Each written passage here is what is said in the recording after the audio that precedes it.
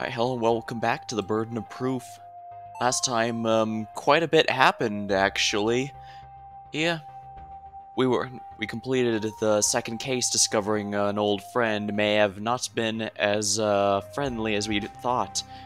We tried to track them down and learned the backstory about what led our protagonist down the path from prosecution to defense.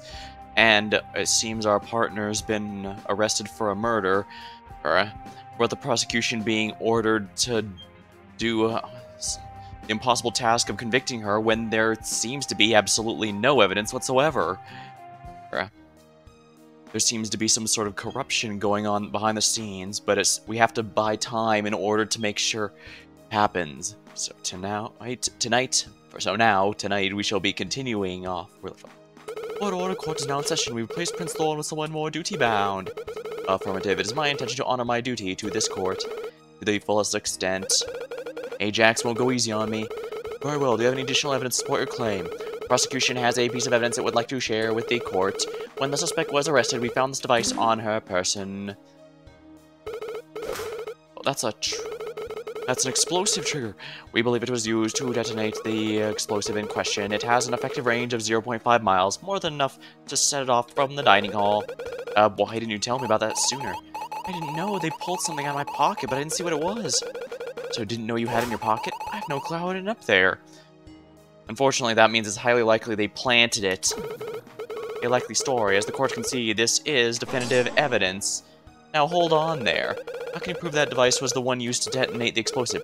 We can't, but it detonates something. How many other ones did you see yesterday? Actually, I did see another one, but it was a fake. No luck there.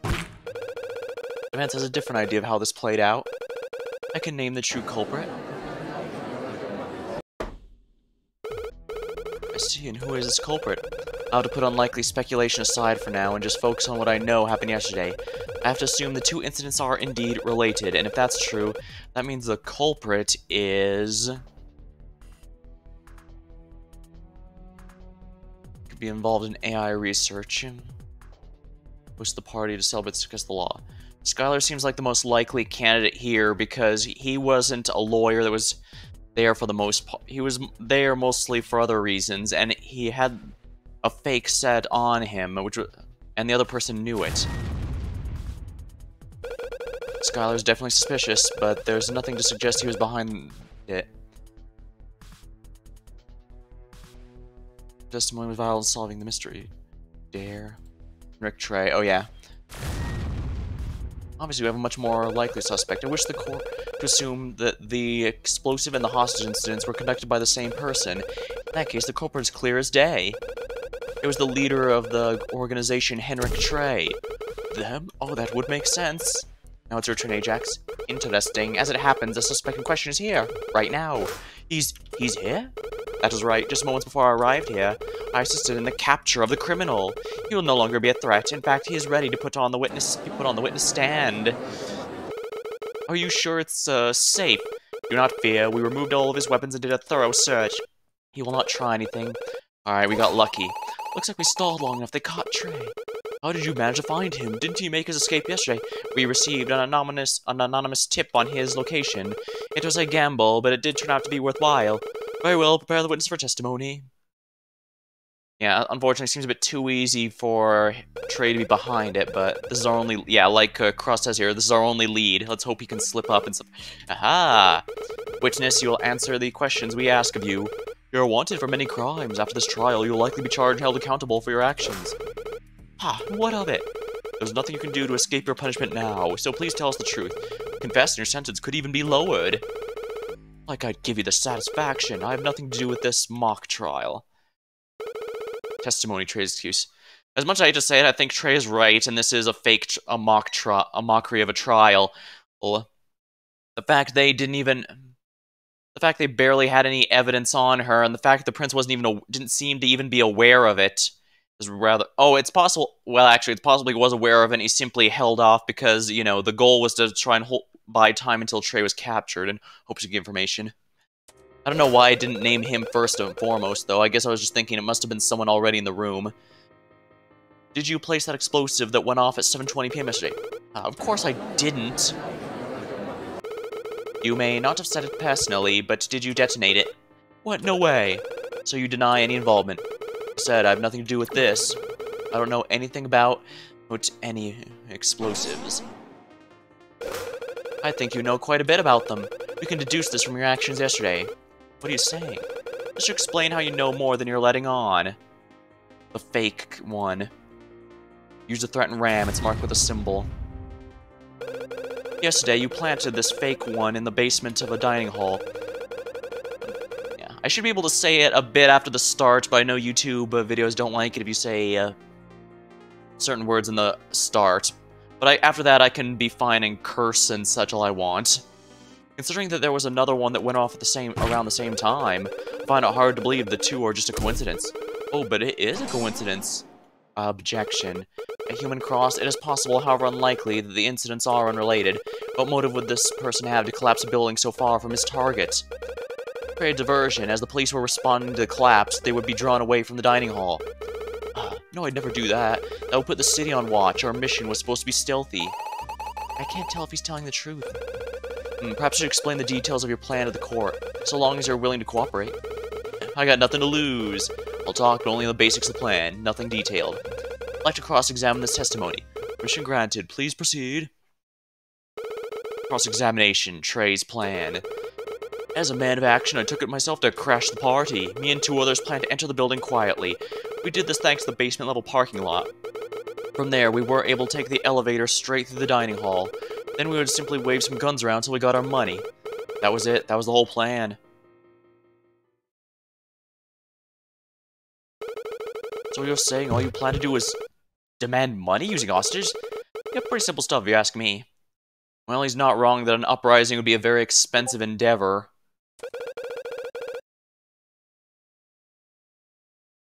Didn't mention the zero data. Did Ajax pressure him to keep quiet, or does he not want the public to know? Whatever the case, I shouldn't bring it up either. Not unless the course requires me. Conrad, he just contradicts himself. I know, let's go back over his testimony and point out the flaw. I took upon myself to crash the party. Me and two others planned to enter the building quietly. We did this thanks to the basement-level parking lot. From there, we were able to take the elevator straight to the dining hall. Then we would simply wave some guns around until we got our money. That was it, that's the whole plan.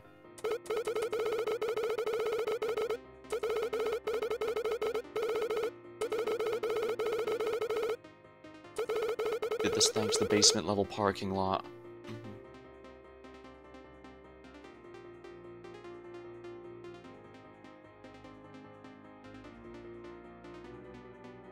What's this? A remote detonation for something, likely for the one that the explosive that went off at 7:28 p.m. Effective range 0.5 miles. Plenty with the time here. Found in Chloe's pocket.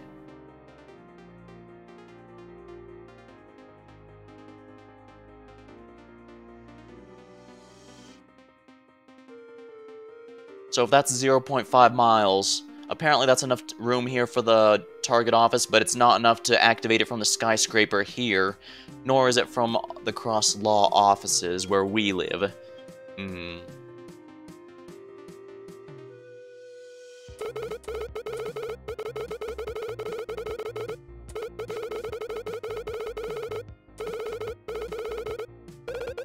His plan was more complex than he made it out to be, but I can't mention the zero data. There has to be something else he left out.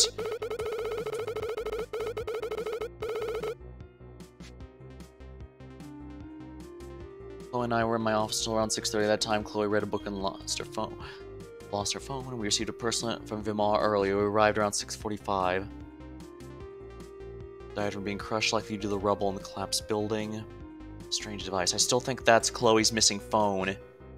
Unfortunately, now that we have this, it seems to be a modified cassette tape almost. But yeah, now that we have this, we can't reveal this strange device to Chloe's phone, or at least not yet, because if we reveal it now, that's basically directly stating it's her. Time of death unknown because he was crushed.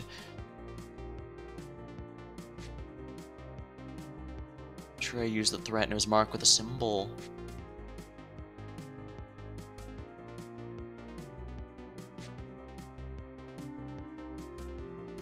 Blood pool.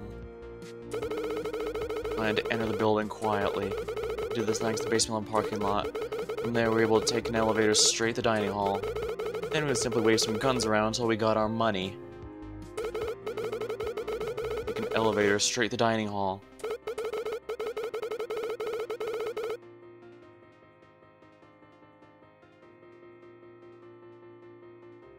Oh yeah, the fake bomb kind of proves that he, oh yeah, I should be able to say it now, I think. If not, then goodbye YouTube. Well, I can't monetize my videos right now anyways, so... Well, we'd simply wave some guns around until we got our money. That was it. That's the whole plan.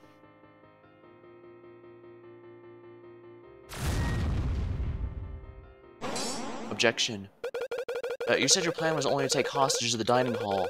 That can't be true, namely because you had a fake I suppose I did. Objection. For the sake of argument, it's possible it was not part of the original plan. Perhaps it was a last resort or a heat-of-the-moment decision. Not possible. It was prepared beforehand. That alone makes it possible for Trey to know about a real one. I didn't prepare the fake. I'm telling you, I have nothing to do with any of them. In fact, you can't prove I was even in the basement level in the first place. That's right, I wasn't even there. That would prove the fake isn't mine. See, I'm not connected to any of this. Oh, but we witnesses. Objection. Correct, witnesses that were with you at the time. We've already seen how the human Thorn tried to sabotage the fairness of the trial. Possibly convinced him and Miss Flocking to lie for you. That's not it at all.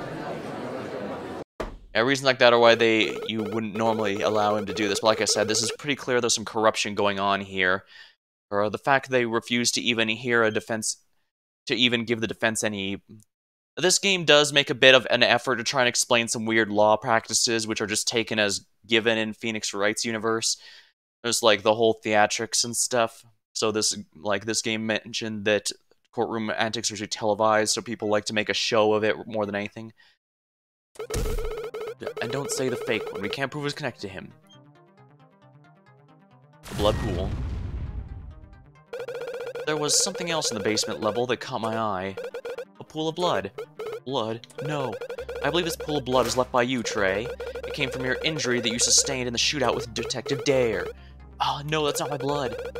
Then it was the blood of some helpless victim you attacked? Perhaps we should settle this with an analysis. I see. Bailiff, run test on the blood in the basement level.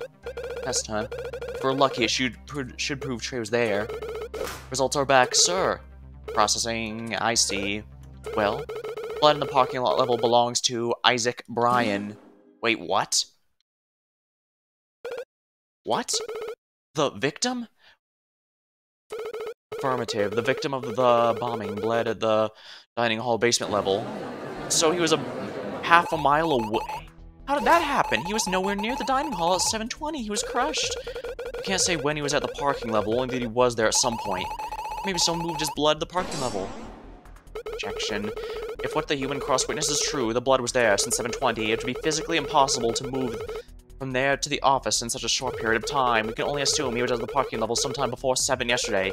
What could this mean? At any rate, you've yet to prove that the suspect Trey is involved with the real explosive. What should I do? Trey, I do need to tell us the truth. This is our only lead. He has to be the one. Did you enter the office building before 7? How many times do I say it? I didn't do it. I never came close to that building. If the witness refuses to talk, that is his choice. Regardless of your suspicions, we can't keep going in circles. This man has other crimes to atone for. Excellent. Remove the human waif from the stand and place him in confinement. Ah, you can't hold me down. No prison's ever held me. You'll see. I'll show you all. 209 dive will show the world that we're serious.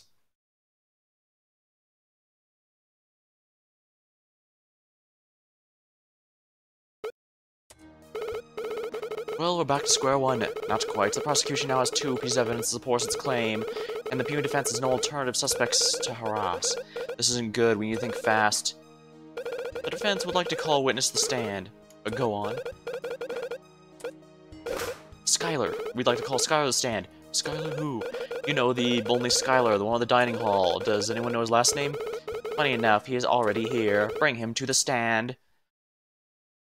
Well, at least I was on the right track when I knew we needed to speak with him at some point. Why am I here? I'd like to, question you. Conrad, what are you doing? What would he know anything about, explosive? Skylar, you knew, didn't you? Come again? You knew about the bombing before the detonation, didn't you? Oh, why would you say that? I have no clue. When the explosion went off, you seemed more nervous than the rest. You had already suspected something would go off. If I recall correctly, you said this isn't good. You weren't shocked at what happened. You knew we'd be attacked.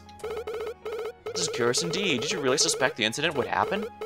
Well, do not lie to this court. I've had enough shenanigans for one day. Quite sure. I suspected would indeed happen. Yes. Please testify why you thought this.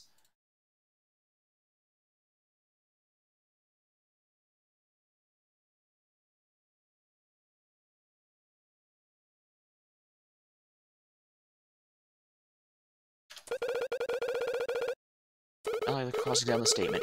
Granted, please give your testimony to the court. Oh, getting messaged. Well, I am the most professional streamer, obviously, so I shall do it. One moment, please.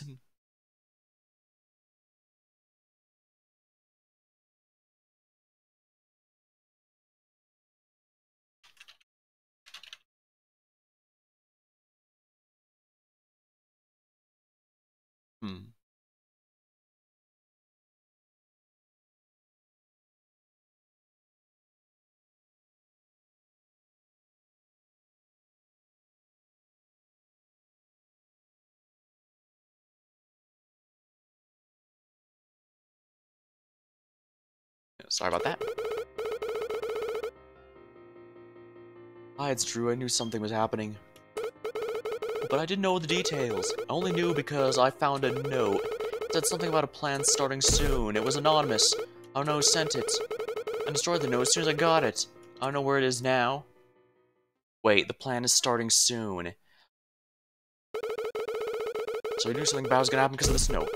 I didn't have any details, so I couldn't have known a building would be set up. Where did you find this item? The dining hall sometime before the... Something doesn't seem right. How did you know something bad would happen? The note was so vague, it could have meant anything. Well, it was the wording. It made it seem like someone was telling an accomplice to get ready. Plus, something's not adding up. Let's go back over his testimony and find the contradiction. Oh, it's true. I knew something was happening. I didn't know the details. I only knew because I found a note. It said something about a plan starting soon. It was anonymous. I don't know who sent it. I destroyed the note as soon as I got it. I don't know where it is now.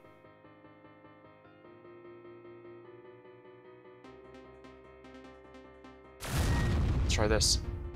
This is the same thing. So you found a note and then destroyed it. I must have had this all backwards. I don't see the issue with what was said. Well, the issue was he didn't destroy it. The note still exists. What? What? In fact, I have it right with me, right here. The note that Skylar found actually said, "Watch me carefully. Plan is about to execute." But that's... We've been understanding this wrong. This note wasn't written by Thorn. He didn't give it to us to send us a message. He gave it to us because this was vital evidence. And where did the human Thorn found such a note? We'll have to ask him. Send someone to find him. Incredible. That means the bomber was there at the dining hall? Yes. It's incredibly likely the true culprit was among us. But what if the culprit just dropped the note? What if the culprit just dropped there? And that would just complicate things even more. I found this amusing. So, need I remind the court the defendant was in the dining hall?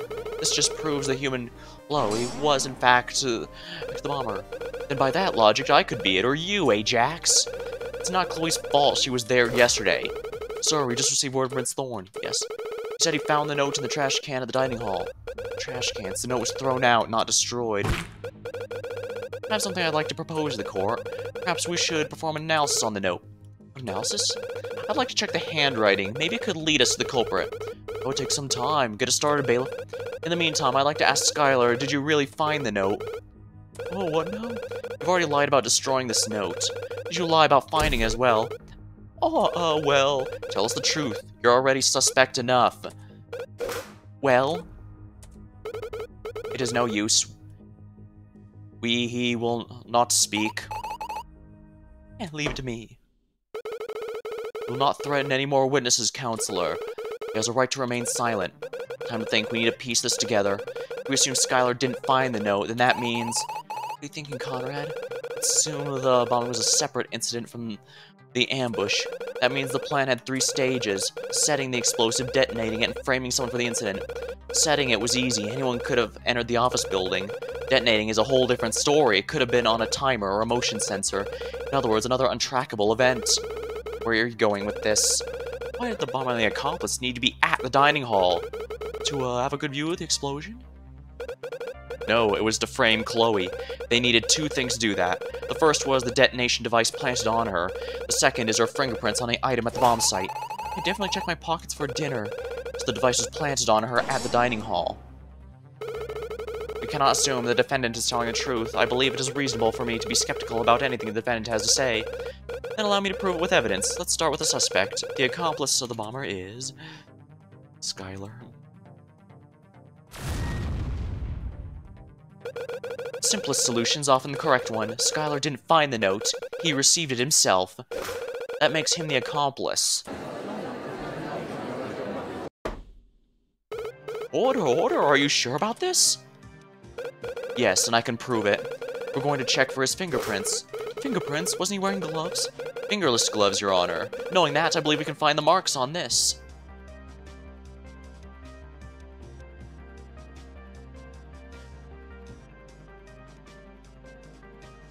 Since he crumpled up the note, it might not be on there, but it could be on the detonation. It could be on Thorne's note, or it could be on the detonation, because we assume he planted it.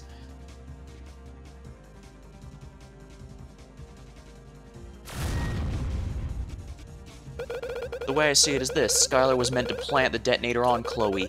That would mean his fingerprints could be on the device.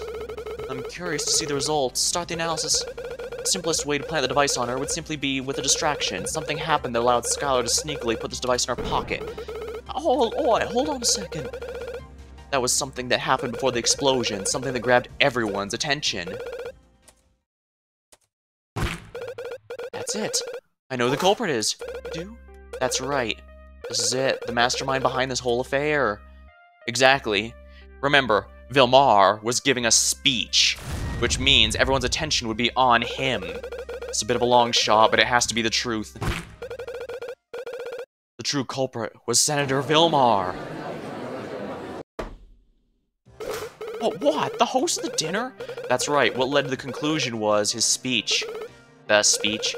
Before the bomb went off, he spoke to the whole group. Using that as a distraction, Skylar planted the device on Chloe. Isn't that right? No. Objection.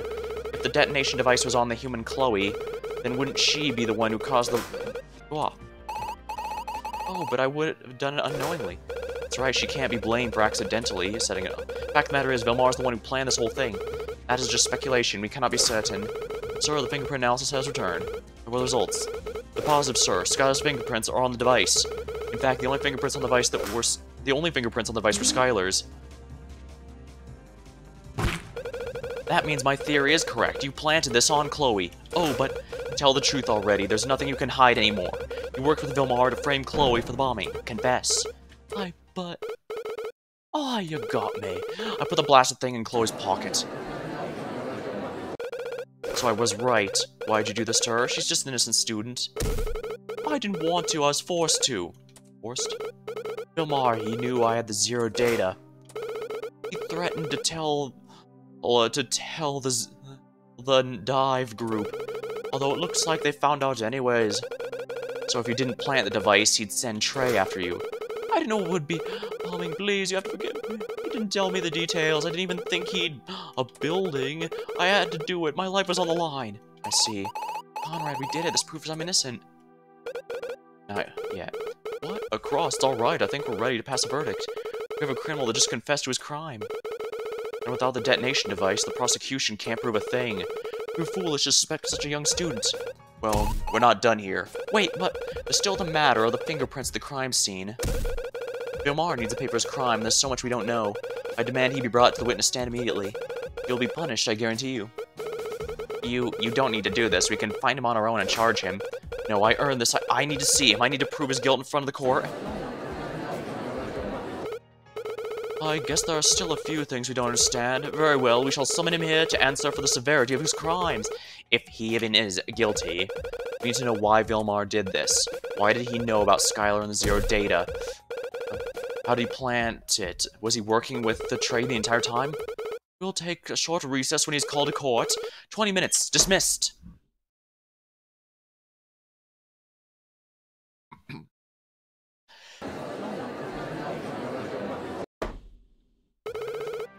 Senator Vilmar, you're accused of planting the bomb that went off yesterday. What? This is insane! Conrad, don't do this. Senator Vilmar, you've deceived us all with your harmless exterior. You've been hiding something very important. I'll expose your lie for what it is. An illusion. So that's how it's gonna be. You've endangered the life of my assistant with your trickery, and for that, I sentence you to rot in prison. The only sentencing that will happen is by my hand. You're not mistaken, Your Honor. However, before this trial is over, I'll convince you to see the light of reason. You can't do this. This is injustice. Then testify. Prove to the court that you're innocent. If you can do that, I'll retract my statement. Senator Vilmar, please explain why we are to believe you are not the culprit. Cross-examination, Vilmar's rebuttal. So you think it was me because I gave a speech? And then no, you think I typed it? I don't even have a computer.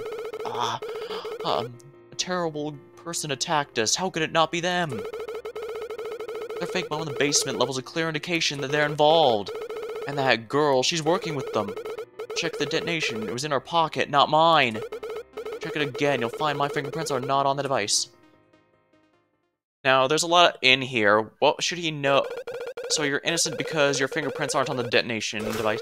That's right. See, it couldn't have been me. Well, human cross, I don't see how you can refute this. No, there has to be a way. I just have to go over the testimony again. Yeah, something in here is he knows something he should not know. And the note, you think I typed it? I don't even have a computer. Come on, how could it not be them? That fake bomb in the basement level is a clear indication that they're involved. That girl, she's working with them. Check the trigger, it was in her pocket, not mine.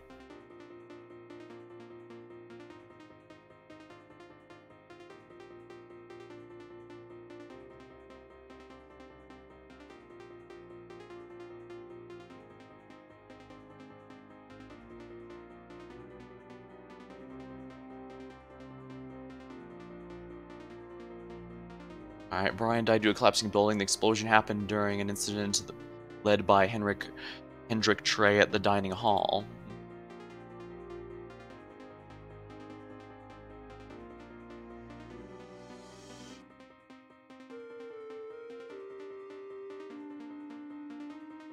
It was in her pocket. Check it again, you'll find that my fingerprints are not on the device. He's trying to pin the blame on Chloe. I can't let him do that. He must have some connection to the... So I think it's some connection because I gave a speech.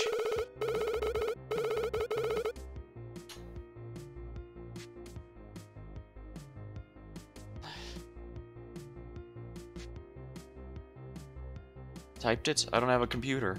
It was handwritten. Now objection there. Hold on, you just said that you didn't type the note. That can't be, because this note was handwritten. Objection. What does it matter? The human witness simply made a human error. No, that can't be it. There's something more here. Have the analyst check the note again, tell them to see if it really is handwritten. Huh? What? I just slipped up is all. Can't you see I'm not guilty? Your assistant there, she is guilty. The detonation trigger. She pressed it with an intent. The bomb went off because of her. Now I object to that. It's not possible for Chloe to press the detonation trigger. Really? Yes, I understand the problem now. It would contradict this piece of evidence. It contains only Skylar's fingerprints, meaning she couldn't have pressed it. The device itself should explain what I mean. Earlier, we performed an analysis for fingerprints, and dang, was that a fast analysis. While it's true that your fingerprints weren't on the device, neither were Chloe's. If she was to press the button on purpose, she would use her bare fingers. Since her fingerprints weren't found, this means that she didn't press it. I see. That does help to clear the defendant's name. So I interrupt. We just got word from the analysis team. The note is indeed printed, not handwritten, sir. So I was right. He had information that he should not have had. It's printed? That's right, Your Honor. This note was made on a computer. It was probably made to look handwritten in some computer program, which means it is pointless to analyze the handwriting. That explains how they were able to wipe off the prints without messing with the writing. There goes that lead.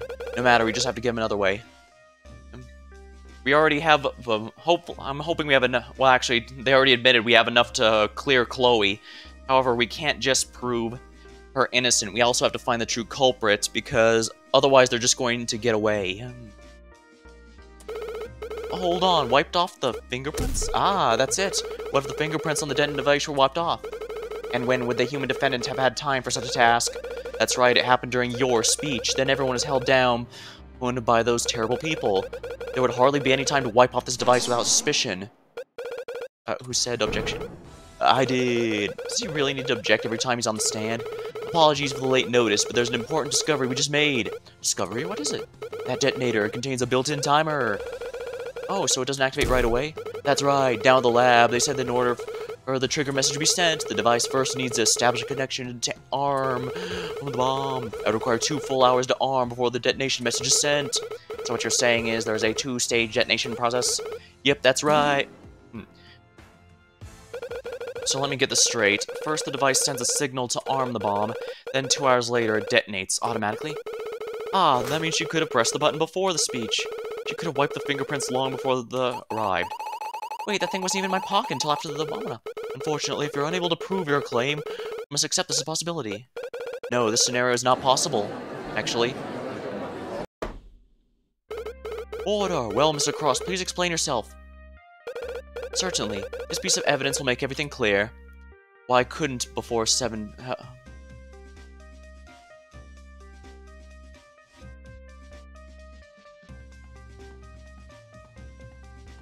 And we received a personal invitation from Vilmar earlier. Couldn't impress it before 7:20. Chloe's testimony. Chloe's testimony explains exactly where she was 2 hours before 7:20. That should lead me to the contradiction. Toy, Chloe read a book and lost her phone.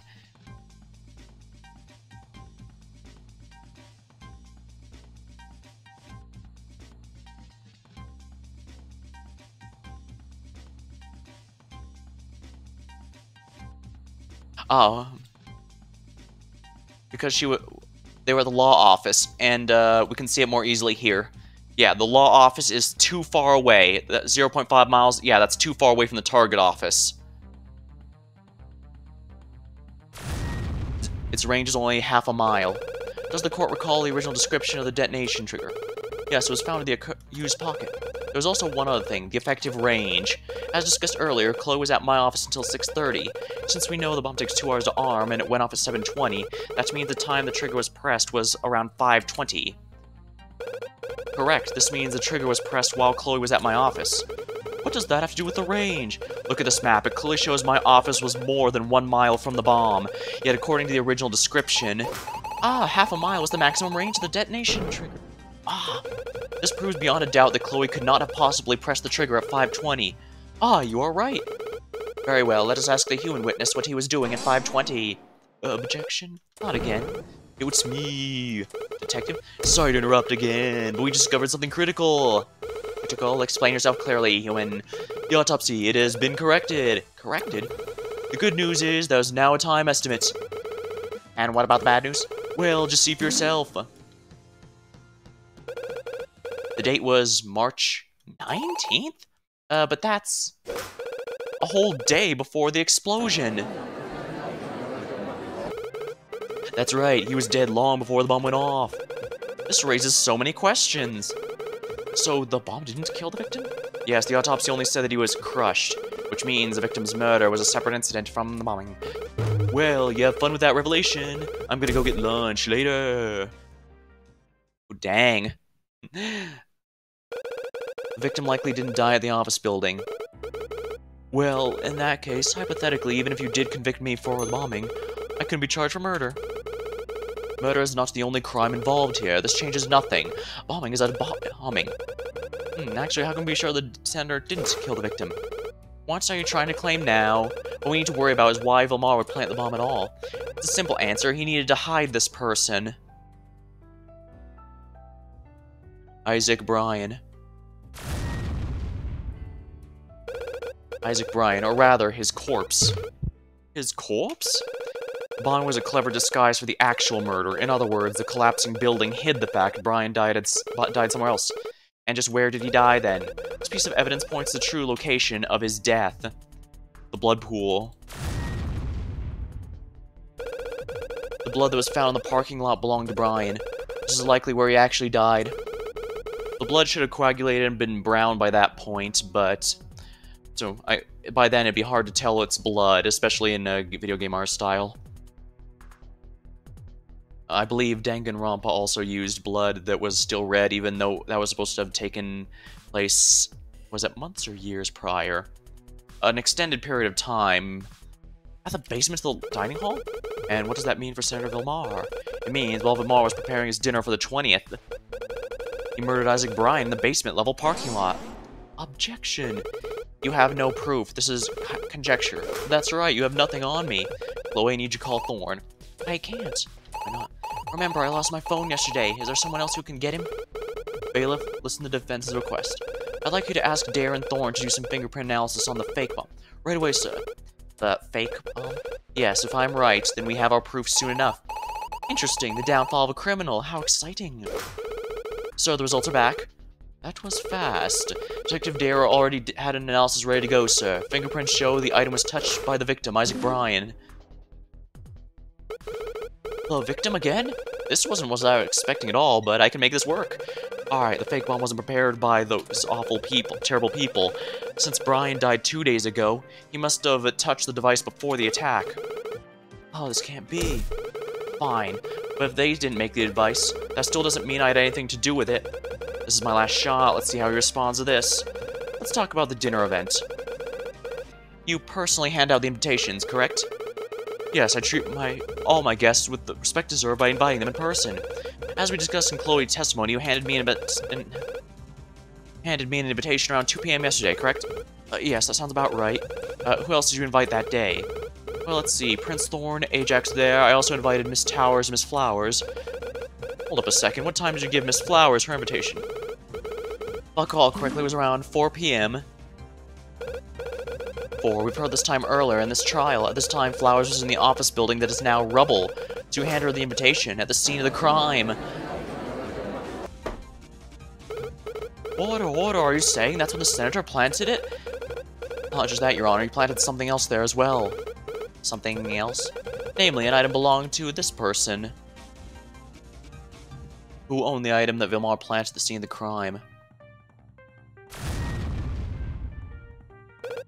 An item that belonged to Chloe was put at the scene. I'm not following. The order in which Vilmar handed out his invitations is key here. First he visited my office. Chloe was there as well, though she didn't meet him. He took something from the room while we weren't looking. Then he planted it at Flower's office. What item are you talking about? This piece of evidence should explain what I'm talking about. Strange device. This device that contained Chloe's fingerprints. It was taken from our office and put at the crime scene at 4. But what was it? It was Chloe's phone. I remember now. She lost it before the dinner yesterday. You can't mean... That's right. What we thought were 2 separate pieces of evidence were in fact one item. So the defendant's phone is actually the device we thought was part of the bomb? That's right. This explains why Chloe's fingerprints were found on it. Oh, so you stole my phone? No, I didn't do that. Preposterous. Of course, I'm sure the senator took precautions in his plan. There won't be any trace of his fingerprints. However, we did try something yesterday that gave us a clue. Oh, we called my phone. Chloe wouldn't let it go, so for hours on end we called her phone, trying to find it. See, the ringer would pinpoint its location, only we didn't hear it at all. It had left the office. Assuming the phone was ringing the whole time, 2 people would have heard our calls. The first was Senator Vilmar, of course, and the other... Rebecca Flowers. If this is true that Vilmar handed out his invitations in person, then Miss Flowers should have heard our call when she received hers. Oh, but call her to the stand immediately.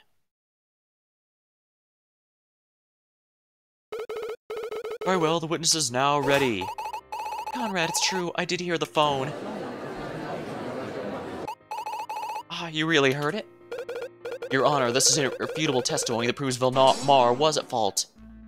Now, objection. The human cross is hasty. He overlooks a simple possibility. It's quite possible the human senator's phone was being called as well. Or to put it bluntly, there's no way of knowing if the phone heard by Miss Flowers actually belonged to the human Chloe. Is that really true? Is there no way to know if Vilmar stole her phone? Conrad, I'm sorry, I tried. Does the defense have anything else to say? Your Honor, I would like to... Is there a way to prove we stole the phone? There's a way, we can check it. I would like to prove to the court that Chloe's phone was stolen. How do you plan to do that? This is it, no turning back now. Time to think, I have to use everything I've learned. I'll need the attention of Miss Flowers for this demonstration. Me? I know someone who can prove to Miss Flowers that she did hear Chloe's phone, and that person is...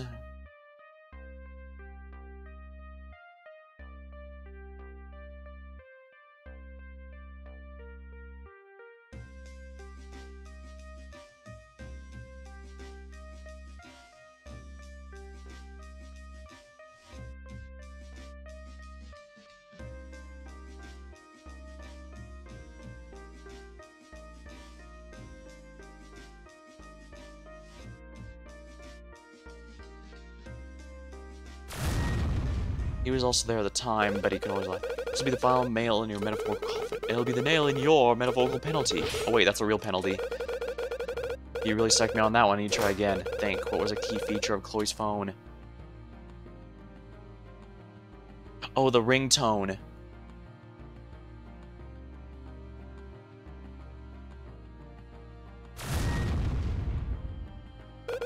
This phone is the key to all this. Think, who would know about some of the properties of this phone? Chloe herself. Because she knows the ringtone. Chloe knows all about her own phone. Oh, yes, but I don't know what you're trying to prove. Conrad, what's so special about my phone? The ringtone, but how do I... Let's see here, how do I choose the ringtone here? Oh, right, Detective Dare's music. He's an apparent DJ. Yeah, and she loves his music. Detective Dare, call him up the stand right away. Didn't he go out for lunch? Well, we need him here now. Objection. Ah, I'm here, relax. Now, what'd you need me for? I need you to play your, mix. Mix? Is this some sort of joke? Mix, sweet jams, got it playing. I am playing. Well, wait. Conrad, that's it, I get it now. That song, that's the song. That's what I heard coming from the phone that Vilmar had. Is this true? Is this her ringtone? Yes, this is her ringtone. As you can see, it's very distinct. Miss Flowers remembered it in a heartbeat. Hold up, how do we know this was Chloe's phone? What if the human Vilmar's phone also has this song as ringtone? Not possible. I only finished the song yesterday. Only 2 people in existence own the file. Me and Chloe over there. Your Honor, this is the evidence you're looking for. It's impossible for Miss Flowers to have misheard this, song. We've proven beyond a doubt that Vilmar has stolen Chloe's phone. I won't let you do this. This is what really happened. First, Vilmar encountered Brian in the basement level. They must have had a fight over the fake bombs. And why would you say that? Because it had the fake bomb had Brian's fingerprints. In that case, I find unlikely that it belonged to Vilmar. What? We just accused about the office building. The fake was contained to only Brian's fingerprints. Since we know its purpose was to scare someone into thinking it was real, then we can assume the one being threatened didn't touch it. Therefore, Brian was the one that threatened Vilmar with the fake. Stop this at once, I'm begging you! In response, the senator killed Brian. In a hurry, he tried to move the body, but realized there was nowhere to hide it. That's when he formulated this plan to collapse a building on him. Surely there would be better ways to hide this crime. That may be true, but I'll bet there was another motive for it. Regardless, what matters is that the body was moved to the office building. The next day, Vilmar's plan was set in motion. He visited my office and stole Chloe's phone. Then he went to Miss Flowers and planted it there. He also dropped the phone after speaking to Flowers. After 5:20, he pressed the detonation trigger, which armed it. Then, once he returned to the dining hall, he made his speech. In the meantime, he blackmailed Skylar and forced him to put the detonator on Chloe. The details of the detonation process were still unknown. It would be the perfect alibi. Everyone could see that Vilmar didn't press the trigger. What he didn't expect was a party crash from Trey. When Trey escaped to the basement, he simply used what was already there. Alright, your story is logical so far, but there is one thing I do not understand. If the human senator had a whole day to make his plan, why didn't he clean the blood? And for that matter, why did he leave the bomb the way it was? Because he didn't know it was a fake. No, but still. My guess is he thought it was using a proximity trigger. You mean when someone gets too close, it explodes? That's right. He was afraid to clean up the mess because he thought the explosive was active. The parking lot was closed off yesterday to stop people from seeing the truth. No, that's you're wrong. My client is innocent and that should be clear as day. You are correct, I'm ready to hand down a verdict. Hold on, Your Honor, there's just one thing I need to know. Why'd you do this? Why'd you frame Chloe and kill Brian? Most importantly, why did you blow up a building? You... It is over. Confess your crimes now. Haha. You wouldn't understand. You'd never... It wasn't my fault. Explain yourself. Brian, he wanted to control us. He threatened me with that fake bomb. A fake in the basement? Yeah, I thought he was insane. He was willing to take out the entire building. He said if I didn't comply, he'd kill us all. He wanted to use my political influence to push AI rights. AI rights? Laws regarding artificial intelligence? Yes, he wanted to give AI full citizenship. People like him, they're willing to give a computer the same protection as a human. Think of how many resources would go into medical costs, housing, food banks. Instead, he wants to preserve his experiments. No, if anyone's a criminal here, it's Isaac Bryan. Order. Please settle down. Senator, how did Brian die? Isn't it obvious? I killed him. Ran him over with the car. I used the same car to move the body. What about the proximity? Wouldn't you have thought the bomb would explode? He said the proximity trigger itself was on a timer. In other words, it hadn't activated yet. I didn't want to risk moving it. Instead, I let the trigger activate an hour later. And simply left it as is. So you risked everyone's lives by bringing them to the dining hall? Relax, as we've now seen, there was no threat after all. And why did you blow up the office building? As AI activists, I did send them a message. A message? That building was the headquarters of the late Daniel Yard. Wait, Daniel Yard? What does he have to do with any of this? Oh, sorry, I'm good. You know he's one of them, right? An AI activist. Indeed, he used to fund the Zero program. Zero program, so then... Yeah, Brian would be the first. I knew it. There'd be more. So long as their crazy movement kept going, we'd never see the end of the violence. Threats, riots, protests, what's next? It had to end. That's why I destroyed their headquarters. To send them a message. Yeah, but I mean, they aren't just gonna vanish into the ether. They'll just go somewhere else. Don't look so depressed. I made sure everyone was out of the building in time. I believe we've heard enough. I'm taking this as a confession of your crime. Take it however you want. The true culprit's dealt with. Brian's dead. You will be given a proper trial to determine the severity of your actions. But for now, we must vote on Miss Chloe's verdict. Counselors? Miss Cross, you've gone above and beyond the call to find the truth. For that, I applaud your efforts. Not guilty. What an amazing performance by both sides. Watching a criminal confess is entertaining as the crime itself. Not guilty. This is the first time Miss Crawford has not voted not guilty. Well done, Mr. Cross. You really made him pay. And the final vote, not guilty. The defendant is cleared of all charges. We did it. We really did it. And Vilmar, send me away. Do what you must. Justice was already served. Send the senator to the detention center. That'll be all for today. Court dismissed. Yeah, we never did find out the motive. Well, we only got a vague idea of the motive, and that might be why they didn't go into it. We were supposed to think, well, it must be a simple debt clearance, but... Phew, that went on way too long. But we did it! You did it! You saved me! You have some other people to thank as well. Miss Chloe, I'm glad you made it out alright. It was only thanks to your testimony. I don't know what we would have done without it. Another life-saving testimony from Flowers. I'm glad she was there. Apologies for getting ejected from the court, Sir Cross. Nothing to apologize for. The plan worked. If anything, I should be sorry you got banned in the first place. Hey, what about me? I helped too. That you did. Without your dedication to the analysis, we wouldn't have found out when the victim actually died. Conrad, you're forgetting something else. And your jams saved the day. Ah, I knew you'd like it. I'm totally gonna be DJ now. I can't believe I'm thinking this, but I'd rather you stay as a detective. Hey, for what it's worth, I've gotten the sense that Detective Dare is actually extremely competent.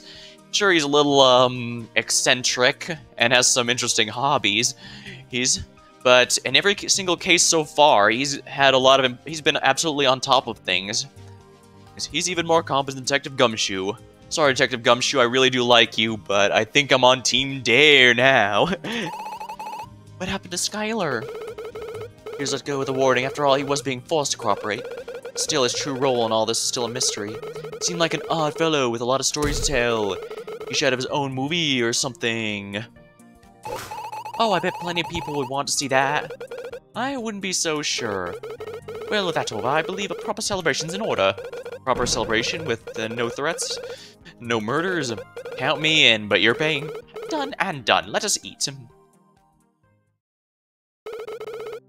Is something wrong? Still something that bothers me.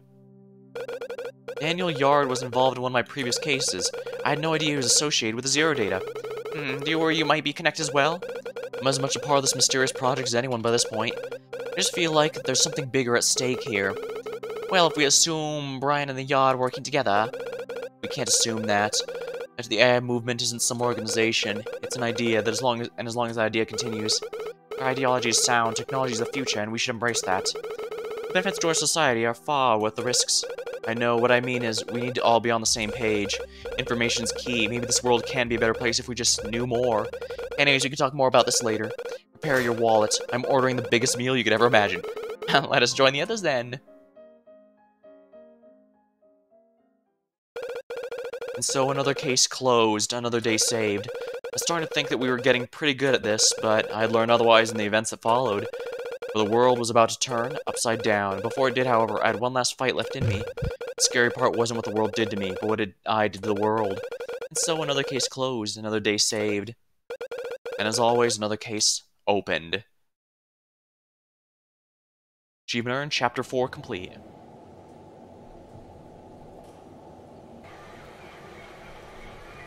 That's one of the walk-in sewer systems.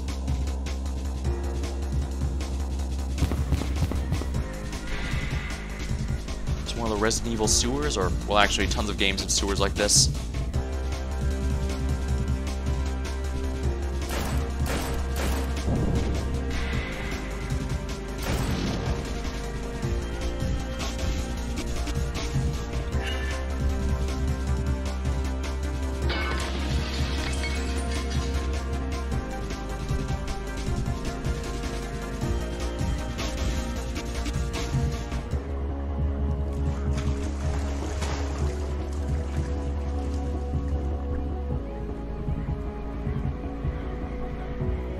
Dead body thrown in the water.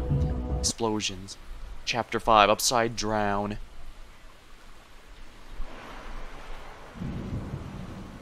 Oh, I swear if the victim's name is Ben.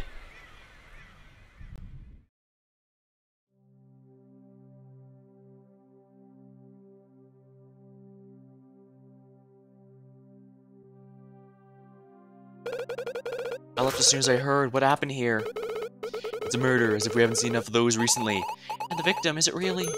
It is Senator Vilmar for sure. His body's right over there. I wonder if it was him due to the hairstyle. Wasn't he supposed to be tried for his crime? I thought he was in a holding cell. He was, but he escaped somehow. How secure is our justice system? Detective, prisoners don't just escape in this day and age. We should have had the highest security available guarding him. There's something else. What else could possibly be more important than this? Vilmar's cellmate was Hendrik Trey. Wait, then that means Trey escaped as well. His location's unknown. I assume you already sent a search team. We did, but I doubt they'll find anything. Really starting to lose faith in our police force here. Hey, don't worry. He'll probably do something stupid and show himself. Then we'll lock him up for good. And you'll use more locks next time. Regardless, we should check out the scene. Is there a suspect yet? Not yet. Still tracking down leads. Which reminds me, why are you even here? Vilmar was connected in some way to the Zero Data. I have a feeling this crime was related to his knowledge of the project. Well, look all you like. I'll be over there if you need anything. Thank you, Detective. Let us get to work. Conrad, he was really killed here at an airport? Seems that way, though we don't even know how he got here in the first place. It's pretty far from the holding cell. I would have thought the whole city would be on watch for him. Yeah, it's strange how he escaped this far without getting caught. Let's see if we can piece together what happened here.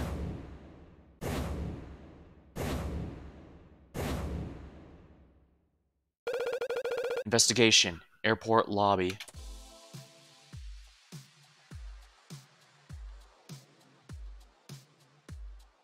Alright, as we learned before, we need to check all trash cans. Nothing in this one. Nothing in this one. Nothing in this one.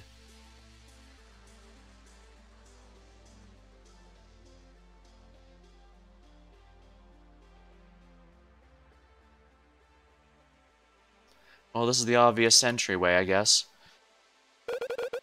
There's a hole in this gate. That's not just a hole, it looks like something exploded. You're right. The floor's all burnt and everything. I'll keep a record of this for later. Seems Vilmar had axe. Wow, a real explosion was here. Can we make another one? Another gate or another explosion? This gate was wrecked by an explosion. I think we'll have to recreate that for science. Whatever makes you happy. On second thought, I don't want to go to prison. Vilmar had access to explosives. It's possible. And he hated the people who support AI, which means he could have struck a deal with his partner. And I don't think it's as simple as his partner turning on him to lead to this, so... Nothing in the trash can here. Nothing in here. Nothing in here.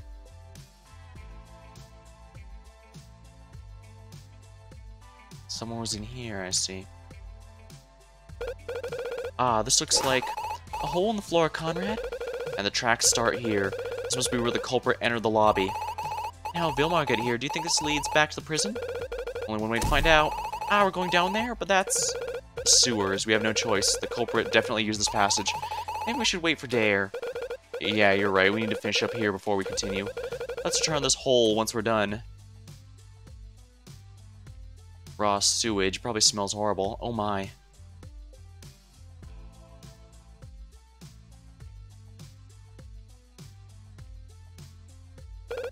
A samurai sword? This is a lot of blood. I think I'm gonna be sick. It's right next to the security room. Whoever was here must have been hurt pretty bad. I think it was the victim? No. I'm not sure, but it seems like the most likely option. Also, and there's something else here. A sword, and it's covered in blood. Wait, I think... Oh, it has some writing engraved on it. It says... No, it can't be. I didn't hear what she just said. That sword, then that means the one eye. Conrad, are you okay? It has to be, so what is it doing here? Yeah, I'm fine. I'll keep a note of that. Maybe it was the murder weapon. It's a sword he couldn't read due to that strange... I disposed of this item 2 years ago. For it to resurface here, not to mention... It looks like it's been used in this murder. What is happening? Is it just a coincidence? I'm trying to think about it now. I should see if there's anything else to investigate. Looks just like a normal door to me. Oh, that door, huh? That's something you should know about it. Before we got here, it was locked. Locked? Yep, we unlocked it for the investigation. Wait, there's no damage to this door. How'd you get it open? Oh, well, we just unlocked it. How'd you get inside? Did you crawl through the window? Oh, that's right, I didn't tell you. That door locks from the outside. Isn't this a security room? What kind of door planning is that? Don't ask me, I didn't build the place. This seems important, I'll keep a note of that.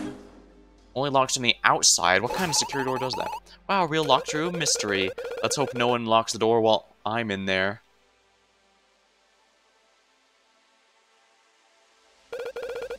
It's the security room. Look, Conrad, knives! And of course, one is missing. Do you think the killer took it? Well, maybe this time it's just unrelated. Who am I kidding? This is probably pretty important. I'll remember this for later.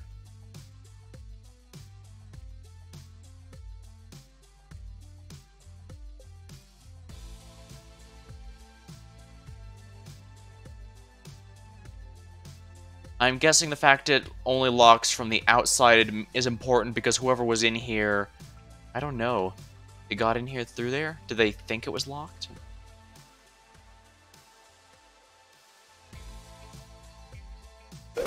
This window's broken. Be careful you don't step on any glass. I wonder how it ended up this way. Moreover, the glass shards are only outside the room, which means it was broken from the inside. The pieces flew outward. That's interesting. It locks from the outside. Why would you... Oh, that means someone locked them in there and they had to break through. Or they use suction cups and pull it from outside. Somehow I doubt that. Nothing in the trash can.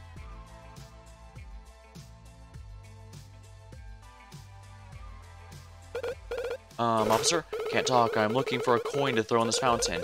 Why did I even bother?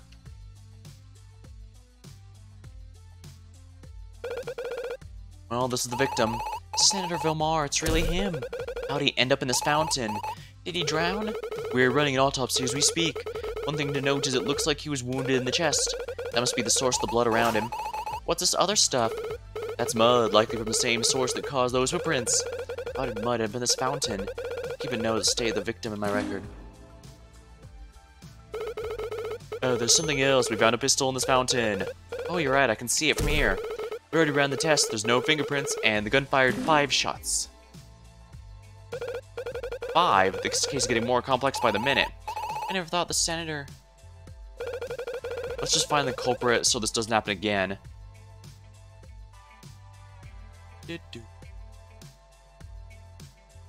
Package. There's some suitcases lined up here. Conrad, you see that? One of them is missing.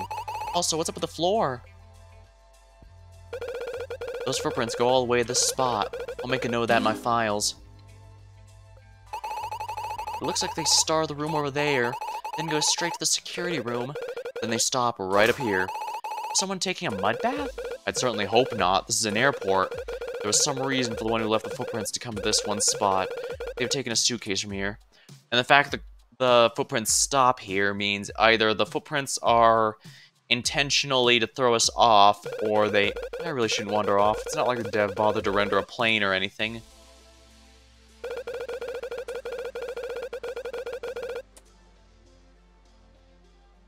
I don't mind a simple fourth wall break like that. It's not some... They aren't abusing it very often, and it's very clearly to say, yeah, you don't have to worry about anything past here. So yeah, I'm 100% cool with that sort of thing. Gets a point across, there's nothing of importance past there, and... Wait, there's a police car in here? But yeah, it gets across the point that anything past there is irrelevant to the case, and I don't need to bother.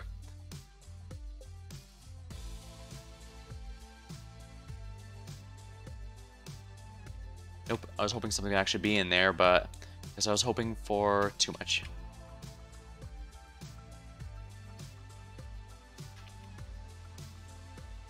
Here we are. I knew it would let me examine the car. How do they even fit this police car through the door? Simple, they build a building around the car. Really?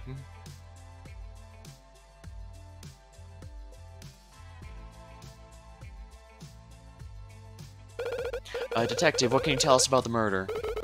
In summary, it looks like Trey and Vilmar escaped from their holding cell. They somehow made it to this lobby and one of them died. So that means, does that mean Trey's the culprit? Not quite. Apparently there was a witness. A witness? I haven't spoken to him myself, but from what I understand, he didn't see the crime. Then what did he see? A third party. Third party? So someone other than Vilmar and Trey was here? That's right. We're still trying to figure out the details, but we'll have to use it pretty soon. I see. And what about the gate? What happened to that? Looks like a bomb.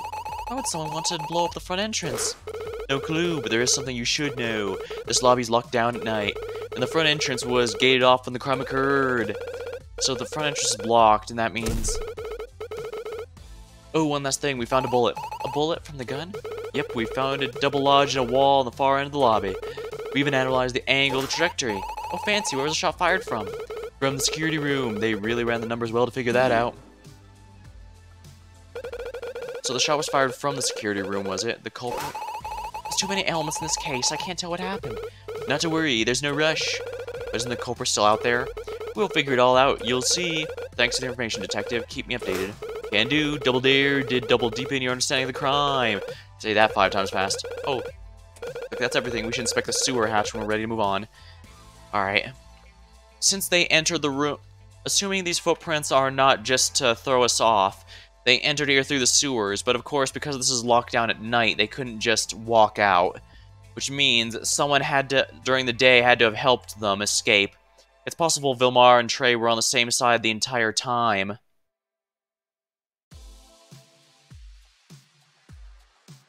And one of their accomplices put an explosive in here so that they'd be able to escape, but something went wrong. Something went very wrong and Vilmar was murdered. But he had a wound to his chest, but we don't know if it's a bullet or a sword. But that's the thing, if there's lots of blood here, is it Vilmar's? Or are we about to find Trey also dead? Oh my, this is going to be very bad. Alright, this leads the sewers. Should we head down there now? If we enter the investigation, we'll move locations, and we won't return to the lobby. Alright, let's go down there. Ah, the ladder's all dirty. This is worse than the dumpster. Stay here if you want, but keep in mind there's a killer on the loose. You'll be all alone at the scene of the crime. On second thought, that ladder doesn't look that bad. Detective, let's check out where this hole leads. Double done. Officers, follow the attorney.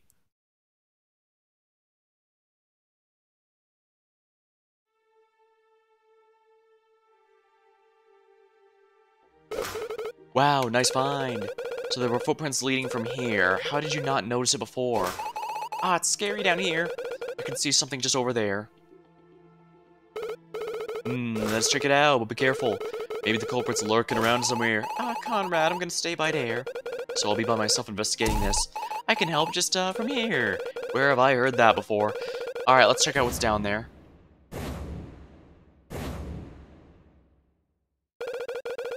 Investigation, sewer passageway. Well, first things first. A suitcase, how'd this get down here? Ah, someone dropped it from up in the lobby. The question is, was it dropped by accident? Looks like there's some glass in the case. Glass, where have we seen that before? That almost implies this was inside the room. In that case, those footprints may be completely to throw us off. Is that a, what is that? A stone slab? It won't let me look at it.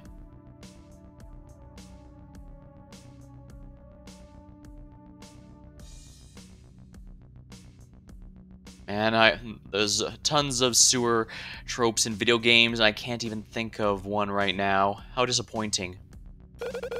Another blood stain, huh? This could also be the victim's blood. 2 blood stains. I wonder how that happened. I'll keep a note of that in my files. Sewer blood pool. Oh, I really missed a lot down here. Yes, yes you did.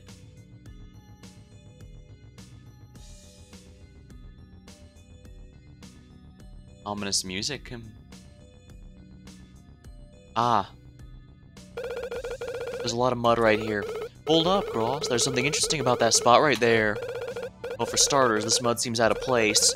There's a big gap in the middle as if something was there before the mud was. I should keep a record of that. Mud patch. There's footprints in there. Someone stepped through this mud. Wow, they really left a trail, huh? That's probably the same person who tracked mud into the lobby. Wait a minute, this isn't just a track through the mud, though. There's another track that goes through the spot in the middle. You're right, and then that track turns around and heads back. What an odd set of clues. I should keep another record of this footprint pattern. So there's still something else here worth looking at. You're right, on that pipe. Handcuffs. Definitely odd to find here. This is getting weirder and weirder. Man, I have no clue what happened here. So many random items. Next thing you know, we'll find a lint roller and a rare trading card. Call yourself a detective. Well, that's everything. I should talk to Dare when I'm ready to continue.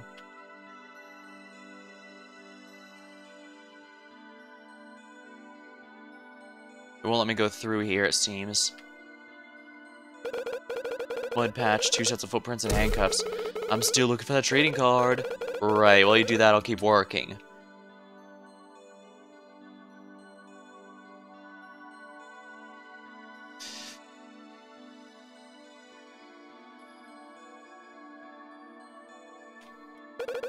Should I continue? Yes, finish investigation. Alright, let's wrap this up. Detective, I've finished my investigation. Wow, all formal and stuff. That's the Conrad we know and love.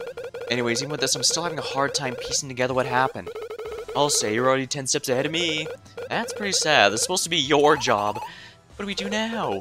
Now, we go to my office. I need to organize the evidence and figure out our next investigation. Oh, while you do that, I can get a new book. Glad to see this murder case is really holding your attention. I'll be here, scratching my head. Good to know, really top-notch work you're doing here. Alright, let's head to my office. Auto-save.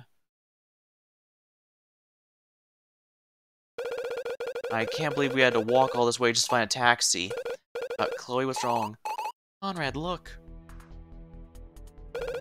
Wait a minute, that's Sarah Fletcher. Sarah. Conrad, no, don't follow me. Ah, she's running. What do we do? She's a criminal. There's no time. I'll chase after her. You get the police. The police? Tell them we found Sarah Fletcher. I think I know where she's headed. Quickly go.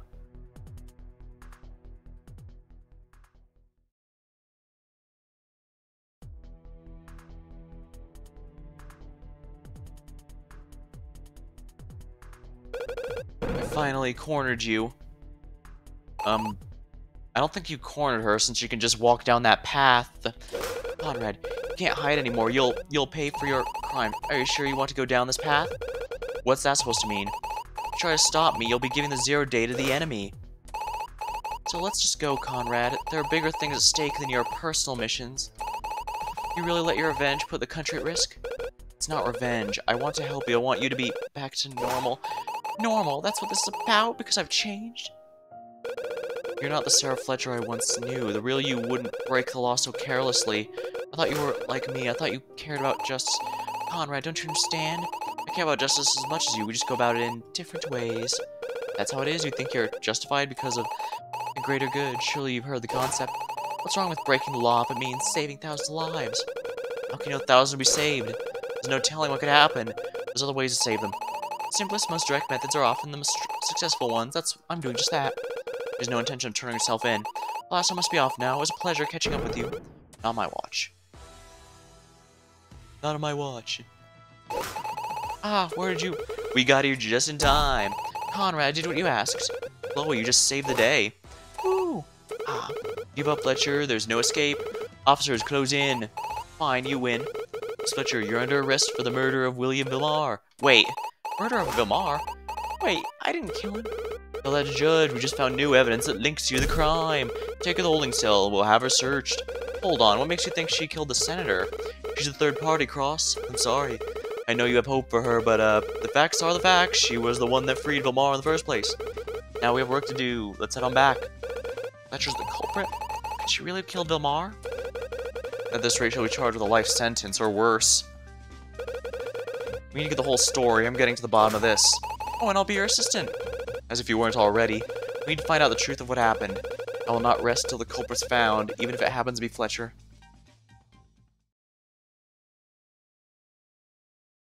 Alright, since we know Trey only has 2 pieces of the zero data, this means that she's not with them. Sarah, why won't you talk to us? I believe in you. You're a good person. Do you really think that? After everything I've done, I know wouldn't give up this easily. Please, you have to tell us. You're fools, both of you. What we face is so much greater than my crimes. Oh, well. Now please leave. I don't want to speak anymore. Sorry. Oh, you go on ahead. I told you to leave, Conrad. I won't. Now we still have things to discuss. What else is there? I already told the police. I can't remember what happened. Whether that's true or not matters little to me. What I want to know is why you're really collecting the zero data. I already told you. No, what you told me wasn't the whole truth. You keep alluding to something greater than both of us. You're willing to sacrifice thousands of lives for your personal project? That's what scares me the most. Either you changed so much that you're irredeemable, or you're still hiding something. Well, you have a keen mind, but it's not enough to make me talk. So I'm right.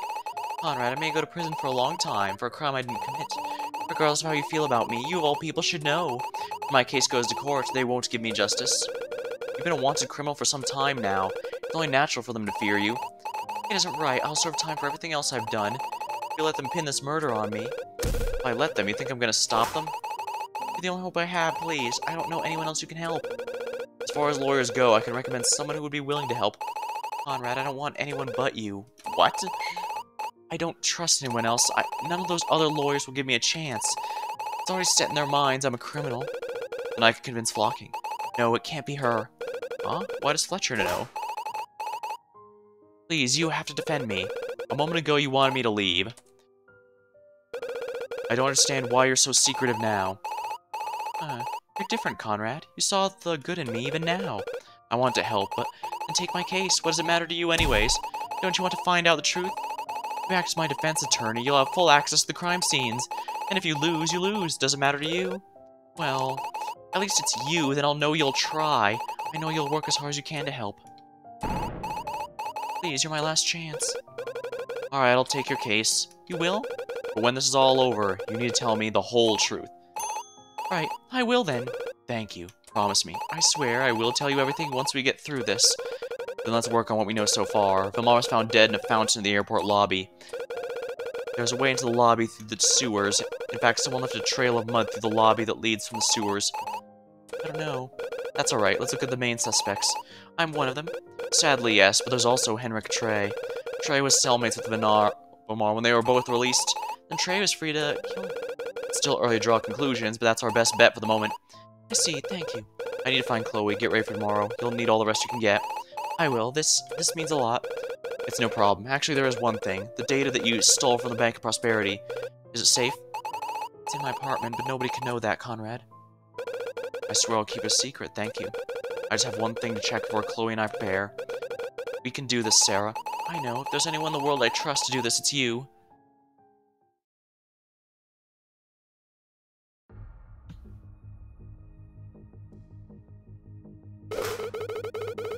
Are you sure you want to use my drones? Yes, it's the safest option. Alright, I guess you've earned it for getting me out of that holding cell. I need to send a drone to Fletcher's apartment, see if anyone's around. Once the coast is clear, I'll head over there myself. Sure, I've been working on a few other things you might be interested in. How'd you like to drive a car from the call of a phone? From a phone? We set up my device on the steering wheel of any vehicle.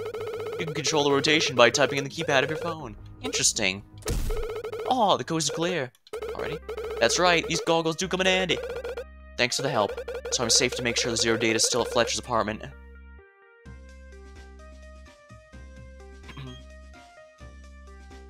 Oh, you don't have control.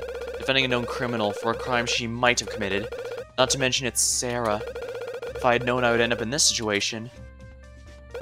No, this is what I have to do. My client needs me. I won't let the justice system take advantage of the innocent.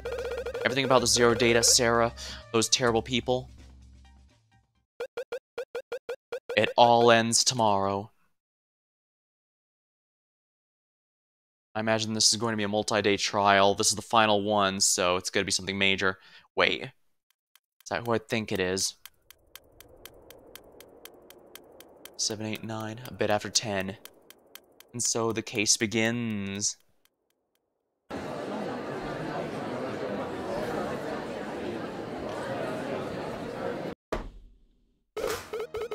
Order! My, what a crowd today! Oh yes, this is the trial of Miss Sarah Fletcher. Ah, what's this? Your Honor. Ram?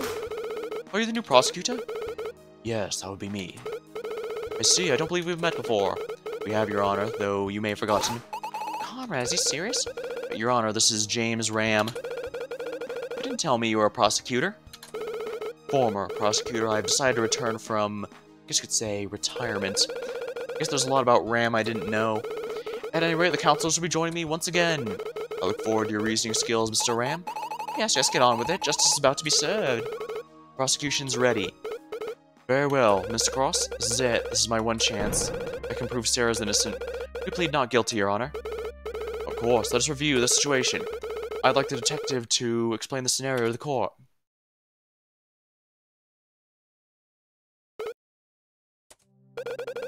Detective Dare? Huh?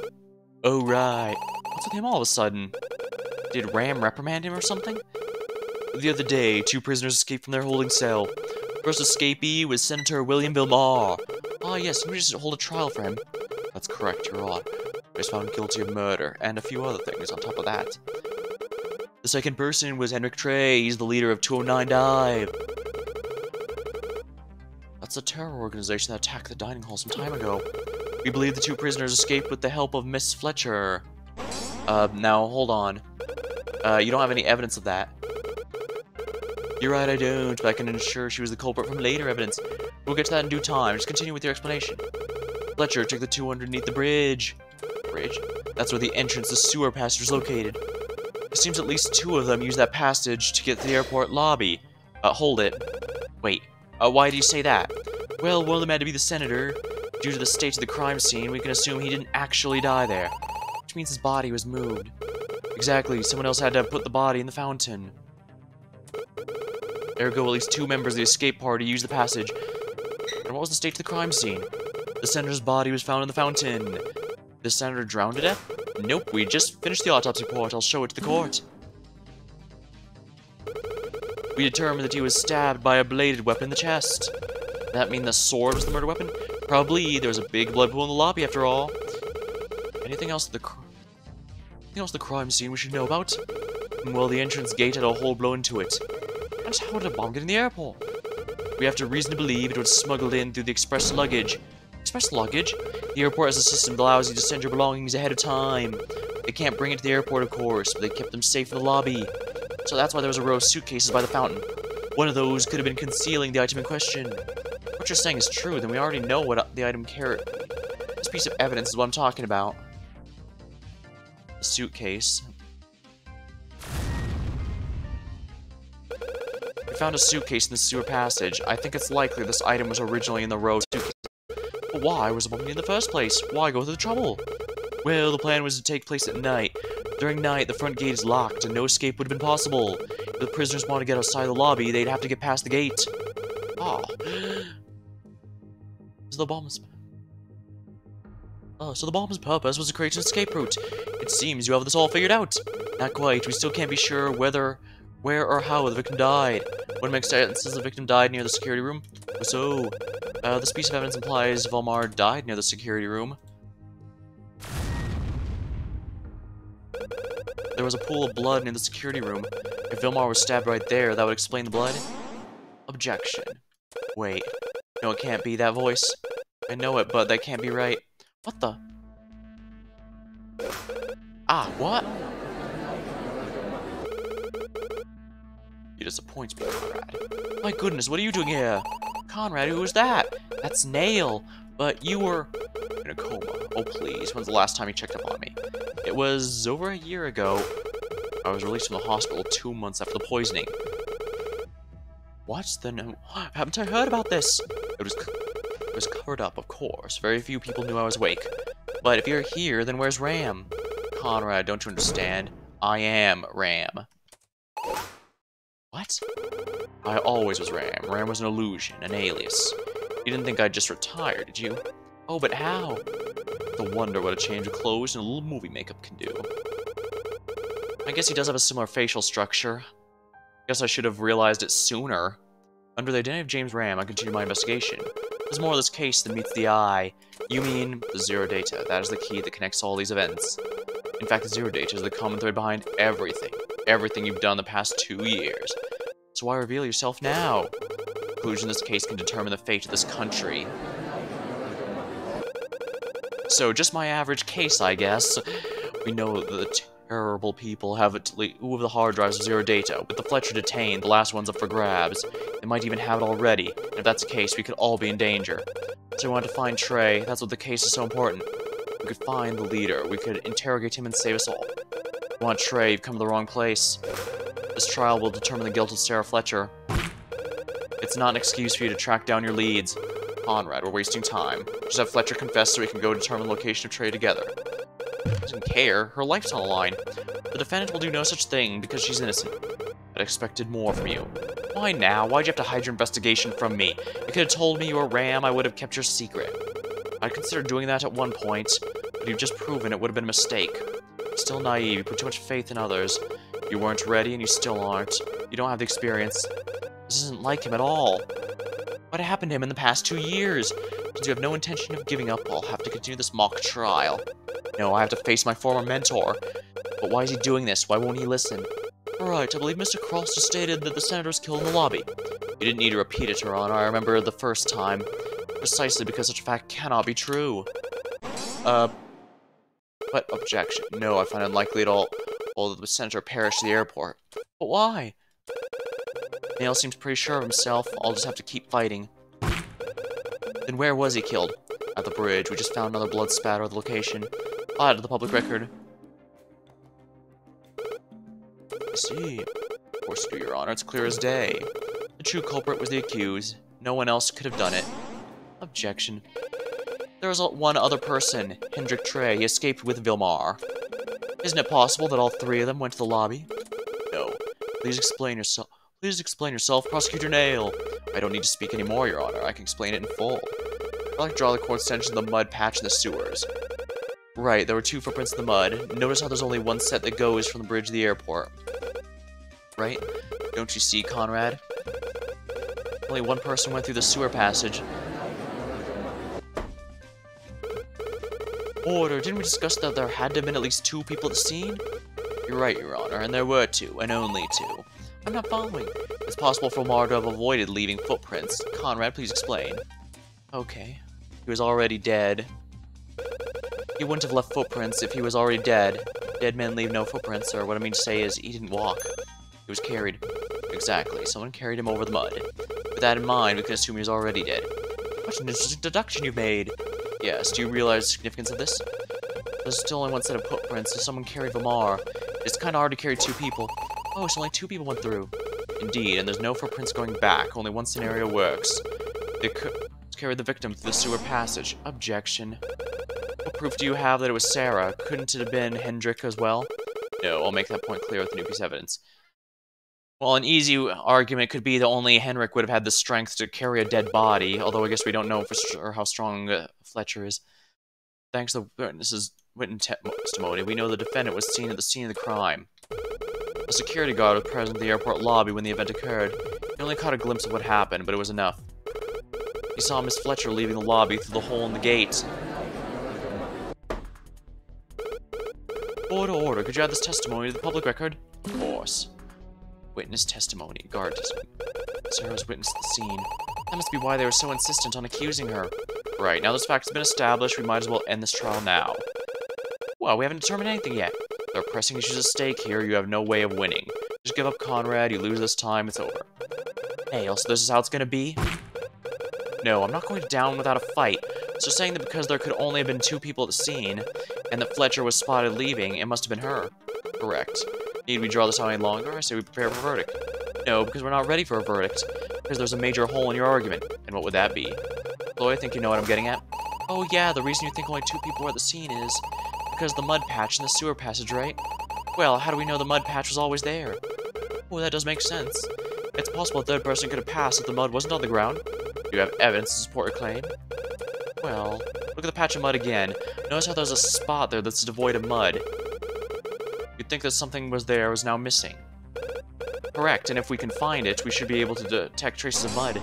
Objection. And who's to say the object wasn't always there? Just because it was moved doesn't mean the mud wasn't present. Actually, I do know the mud wasn't always there. And that's because I already know what was blocking the mud. Please show us the evidence.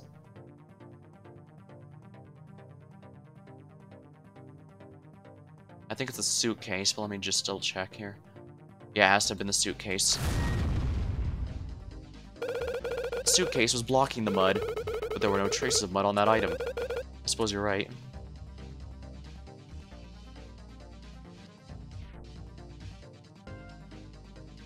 Something blocked the mud from falling. Something the mud blocked.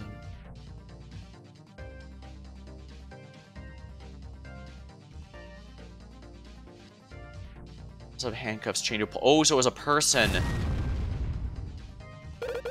I have the answer right here. Right where? It's here. Think again. I should try that one again. But I just had traces of mud.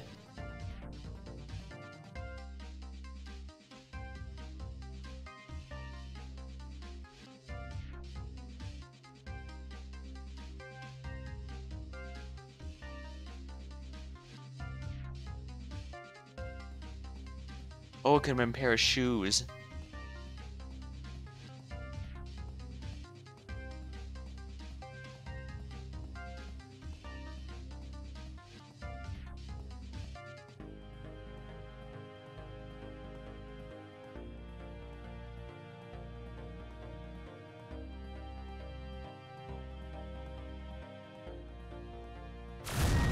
Ah, the body.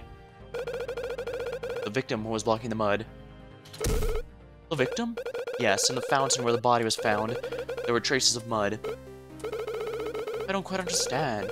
It's simple, when the mud was put on the ground, Vilmar was in the sewer passage. There's a reason why he was there. In fact, I have evidence that can explain why he was in the exact spot. Now I bring out the handcuffs. There's a set of handcuffs chained to a pipe right next to the mud. I think Vilmar was there because he was handcuffed.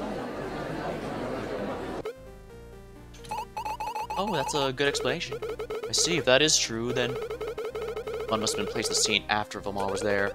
Since we know Vilmar wasn't always chained to that pipe, this proves my point without a doubt. But who would want to handcuff the victim? Well, it's obvious, Your Honor. There's the true culprit. Slow down. And who do you think this culprit is? Nail's not pulling any punches. Alright, let's talk about the state of the crime scene. It's now possible for Mar, Fletcher, and Trey to have been in the lobby. I'd like to hear the prosecutor's argument as to what exactly occurred there. Very well. Detective and I prepared a statement.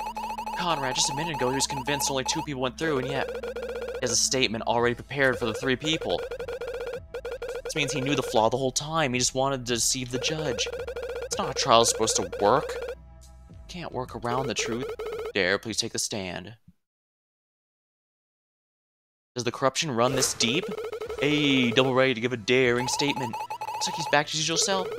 Sorry for the double downer thing before. It was hard to keep silent once I knew the truth of Ram's identity. Enough, read the statement. It's the prosecution's belief that the defendant stabbed the victim with a sword. Why would you say that? The sword that was found at the lobby contained Miss Fletcher's fingerprints. See, this is a very important fact. I shall add this new information to the public record. Sarah's fingerprints. Things are looking worse by the minute. I think Vilmar was stabbed in the security room. Well, there's something else. Detective, we talked about this. No, they have to know. Order. No, what? We've actually analyzed the blood that was found next to the security room. It belonged to Hendrik Trey. Hendrik Trey? So he was at the crime scene. Hold up, this evidence implies that Fletcher attacked Trey, not Vilmar. Well, the autopsy does state he was stabbed. Did you continue your statement? Of course, we prepared a mock-up of the events that happened. I need a volunteer to help demonstrate. Oh, me, I want to. This is a trial or a school presentation. Great, and I just need one more person. I would be happy to assist you. It would appear the crowd's going wild for you, Prince Thorn. Pathetic. Wow, when did you even get here? I've been watching in the audience for some time now. I'm happy to provide my services to the court at any time. Double done. Now if you could stand here.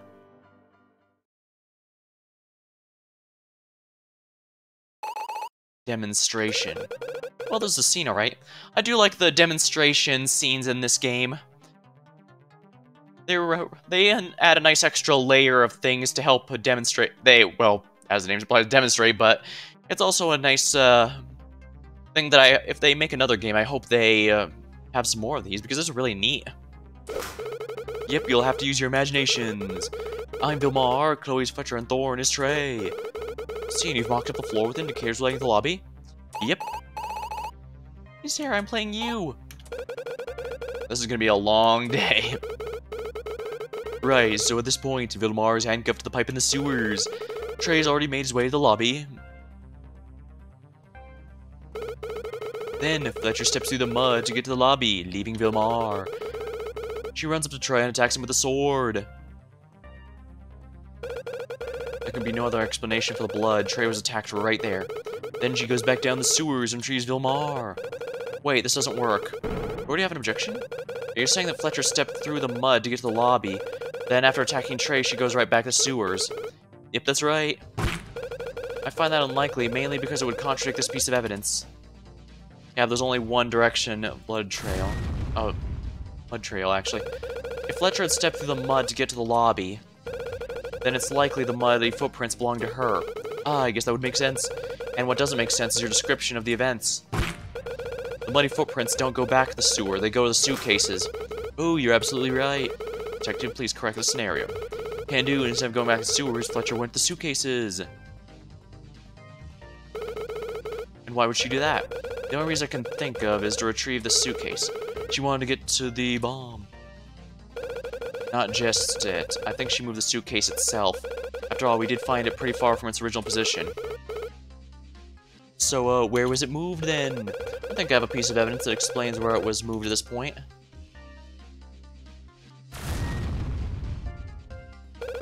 The suitcase itself should explain what I mean.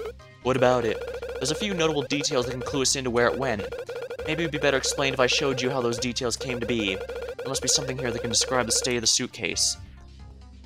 The broken window. The security room lobby has a broken window, shattered outwards with the pieces landing outside the room. If you recall, the window in the security room was broken. What does that have to do with the suitcase? Pieces of broken glass were found on the suitcase. I believe they originated from the security room window. Ah, that does seem like the right answer. That tells us two things. First off, Fletcher moved the suitcase to the security room window. Second, someone broke into the security room window once the security was there. The suitcase was there. And what's the point of all this? If we want to uncover the truth of what happened in here, we have to understand how everything fits together. And the way I see it right now, Fletcher didn't lay a finger on Vilmar. God, you're really good at what you do. But I don't know if it'll be enough. It has to be. We can't give up, or at least not yet. That said Fletcher broke the window, right? Not possible. No, that's not possible. The window was broken outward. That means someone was inside. And could Fletcher have been inside the room at some point? I don't think so, considering everything. One piece of evidence explains why Fletcher could not have entered the room. I'll have to assume that no one else was at the scene. In other words, if it was just Fletcher, why couldn't she enter the room? The footprints don't go in there.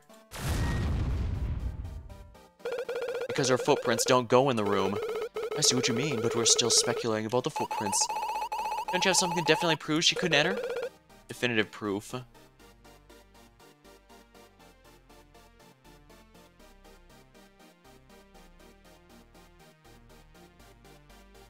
The security door locks from the outside, and the place was locked when the police arrived.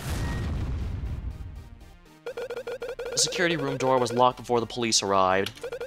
That means that someone was in there, got locked in, and then broke the window to get out. Slow down.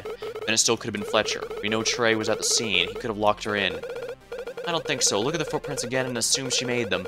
First thing Fletcher was go to the door of the security room. I think that was because she locked Trey inside. Your theories are worthless without proof. We can prove it. Remember how we found Fletcher's fingerprints on the sword?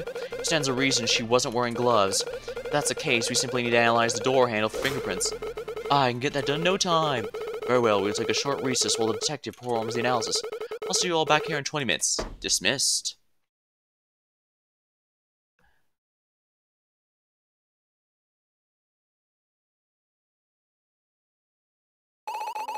I think we're getting close to the truth. Yeah, but something's not right.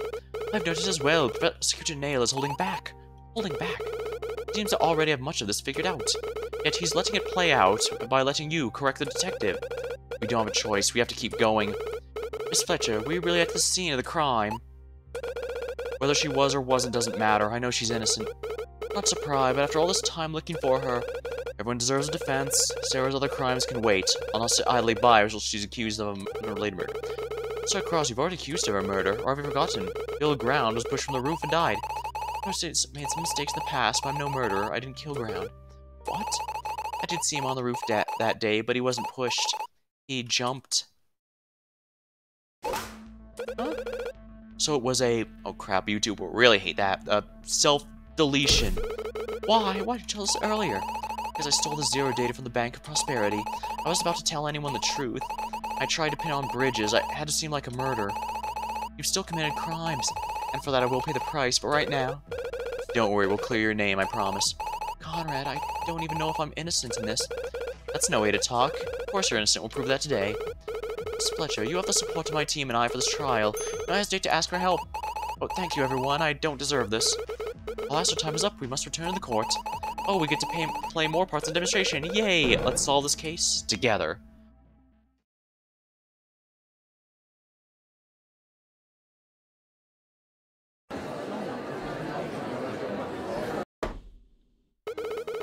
Is everyone ready to continue? Detective, report your findings. Ross is not ever guessing the right answer, alright. We did find Fletcher's fingerprints on the security room door. So she did lock, and Trey was inside. I understand, that means Trey's position was the security room itself. What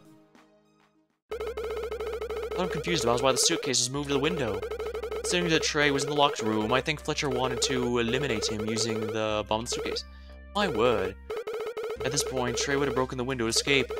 How do you manage to break the window? Your Honor, I think I know that what was used to break the window. Pistol. Trey shot the window using his pistol. And why would you say that? Because of the bullet that was found. The angular trajectory tells the bullet was shot from the security room. Aha, I knew you'd figure it out. So Trey had the gun with him. After shooting the window, he likely escaped through there. This must have been when he was attacked. Sorry to interrupt, but it's not possible for him to have been attacked earlier. Is it not possible for him to be attacked earlier? No, look at the footprints again. Remember, the first thing Fletcher does is lock the door. She didn't want to attack Trey. She locked him in there so he wouldn't be a threat. So when Trey escaped the room, that's when she panicked and surprised him when he turned the corner. He lost a lot of blood. He must have collapsed. With that threat out of the way, Fletcher must have removed his weapon and thrown it in the fountain. What happened next? From this point on, it's hard to say. fools. Use your head so we can be done with this distraction. The accused removed the suitcase and placed it near the gate. This would have completed the original plan to provide an escape route. She couldn't leave evidence behind, and most of the pressing thing was the unconscious Trey. She moved him out of the lobby. Through the front gate? Indeed, he moved through the front gate and away from the scene for good. Now, objection. Fletcher didn't bring him through the front gate. If Trey left the scene, I won't be able to pin the crime on him. No, the story's not over yet. Do you have any evidence that proves your claim? Yes, I have a piece of evidence that will prove that's not how Trey left the scene.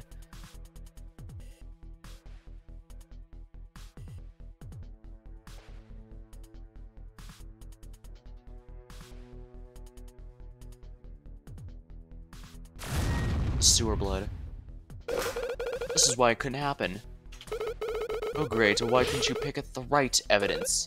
Ouch, guess I need to think again. What evidence happened after it went off?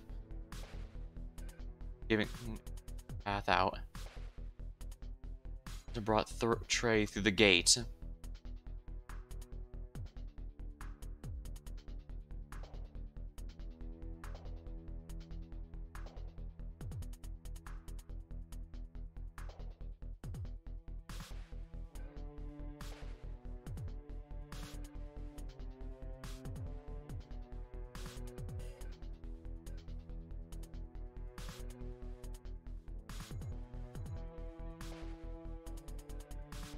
Why couldn't Bros leaving a path into or out of the lobby?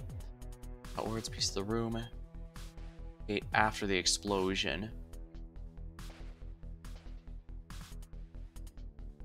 Because the broken piece of glass are inside the case.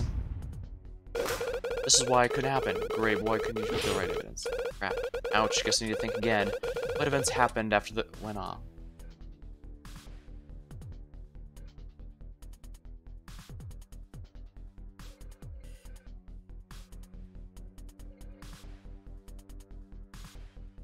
Single was found on the wall on the far end of the lobby. The trajectory was fired from security.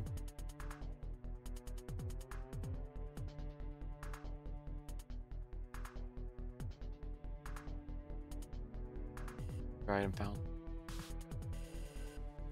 10 seconds. He briefly witnessed leaving through the gate and no one else was present. Oh, because the guard testimony. Oops, I don't know how I missed that. Earlier, the prosecution presented this testimony from a security guard. It claims the guard arrived at the scene a mere 10 seconds after the explosion. If it's true, and the witness did see Fletcher leading, but he didn't see Trey. It's clear now the guard would have noticed if she was carrying Trey. This means that Trey didn't leave the lobby. He did leave the lobby, I can assure you, imbeciles. In fact, I have an idea of where he went. He has an idea now? Did he know the whole time? He was brought through the sewers.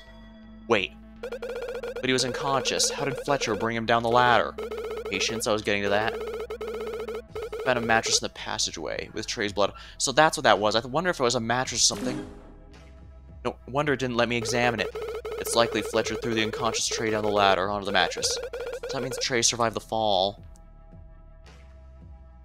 With that task complete, Fletcher must have moved the suitcase. Now everyone return to the sewers. Thank you all for your participation. I believe we can handle the rest.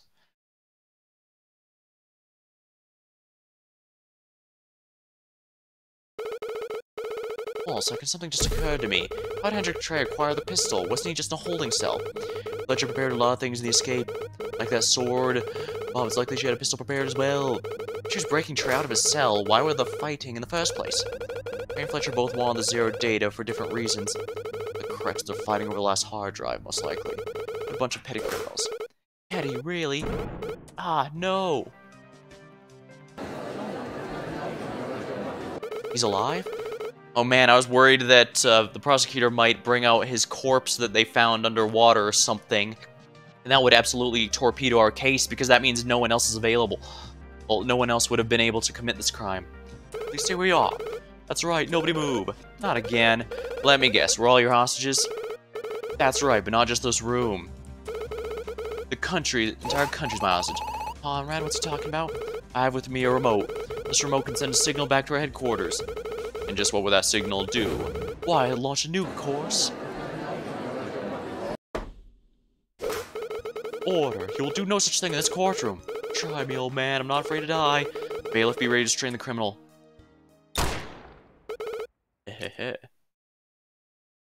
Oh, that was... He shot the judge. Ah, is he... Oops, fell asleep for a second there. What was I doing again?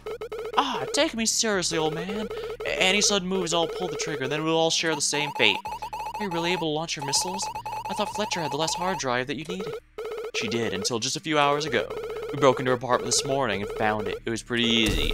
It was sitting right there on her desk. So the 209 drive has completed their project? That's right, we plugged in the codes as soon as we got the data. Our missiles are ready to launch.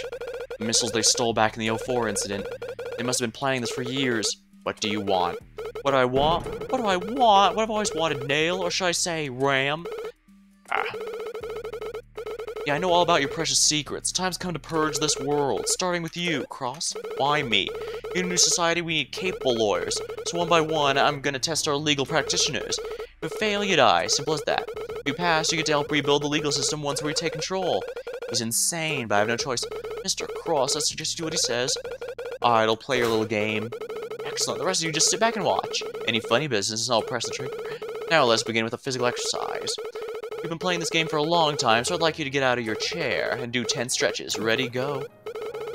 3. Get the point. Okay. Done. Good. That should serve as your break. Remember to take a break from looking at the screen at least once every 60 minutes. What is going on? Great, let's move on to the media challenge. You'll be prompted to answer a few questions based on modern media. The point of this exercise is to determine if you're in the loop, so to speak. Little things like this add personality to your resume. Anyway, now that we're discussing TV shows, a positive experience for employees. Are you ready to start? The questions are pretty unforgiving, so be ready. Don't even think about looking up the answers online or I'll know. Question 1. In Star Wars, who was the protagonist? Wasn't that Luke Skywalker? He follows Ben Kenobi and becomes a Jedi. That's right, excellent work. Now the next one. Question 2. In Game of Thrones, which character is Jeffrey Bradson's father?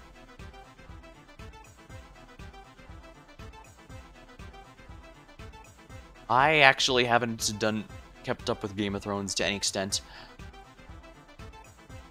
But I'd assume... Easy, Robert Baratheon. The last name kinda gave it away. My word, have you even watched past season 1? That was a trick question. Maybe I should try again. Johnson... Oh, son of Ned Stark. No, that's not right. Have you ever seen the show? Maybe I just guess. Jaime Lannister, son of Twin. Fantastic, you know your stuff. Finally, last question. Can we hurry this up? I don't have all day. My, you are impatient. Very well, we shall move on to the last phase of the test, cognitive ability.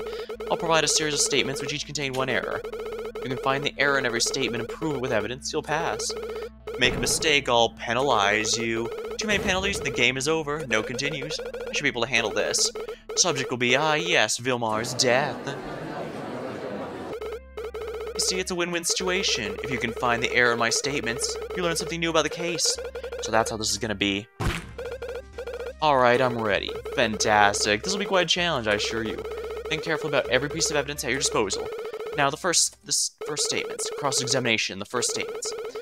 After Fletcher attacked me, I was curled in pain. She took the gun away from me and threw it in the fountain. She also cleaned the sword while using the fountain water. It was done to remove fingerprints and complicate the crime scene. Then she put the sword near the security room, put the pump at the gate. Then she dragged me to the sewer to keep me safe from the blast. Now listen up. The time was around 2 a.m. I was on a timer detonated 2:15. So after dropping me in the passageway, she still had time to go back to the scene. She used that time to move the suitcase down the sewer as well.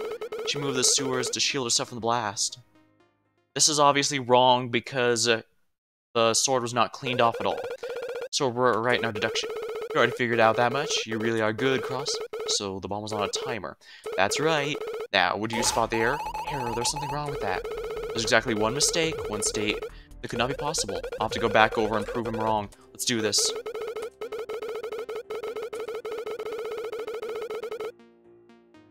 Alright, here we are. The sword was not cleaned. Objection. There's no way Fletcher cleaned the sword using the fountain water.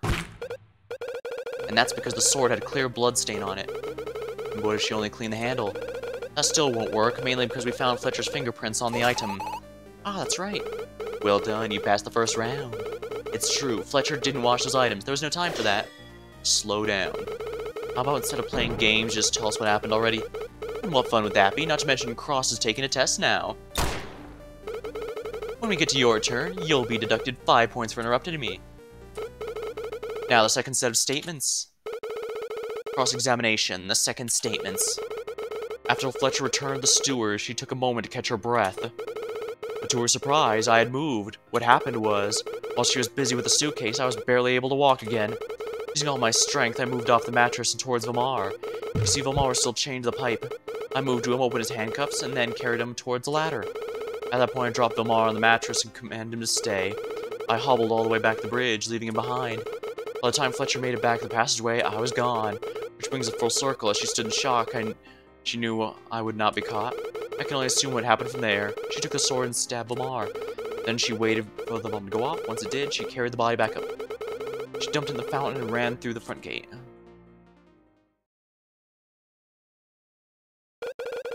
So you escaped while Vilmar was in the sewers. Ah, but you don't know if Fletcher really stabbed him because you weren't there. Who else could it have been? Regardless, it's only speculation. That's not where the inconsistency was. That's right, somewhere in there is a lie. Try not to anger him, Conrad. I have to do this, I have to expose the truth. After Fletcher returned the sewers, she took a moment to catch her breath. To her surprise, I had moved. What happened was, while she was busy with the suitcase, I was barely able to walk again. Using all my strength, I moved off the mattress and towards Vilmar. You see, Vilmar was still chained to the pipe. I moved him, opened his handcuffs, and then carried him towards the ladder. At that point, I dropped Vilmar on the mattress and commanded him to stay. I hobbled all the way back to the bridge, leaving behind. By the time Fletcher made it back, the passageway, I was gone. Which brings us full circle.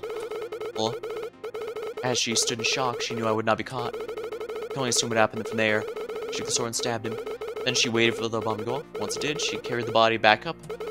She dumped in the fountain, ran off through the front gate. The sequence of events seems to match what happened. There should be at least one detail that doesn't fit.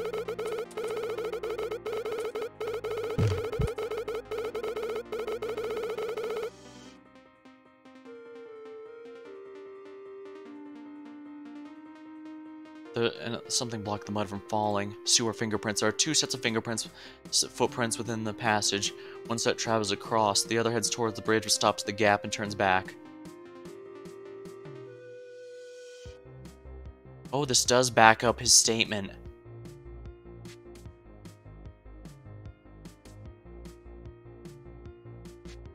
Block the mud from falling. One set travels across towards the airport. That must have been Fletcher's. The other is towards the bridge, but stops the gap and then turns back.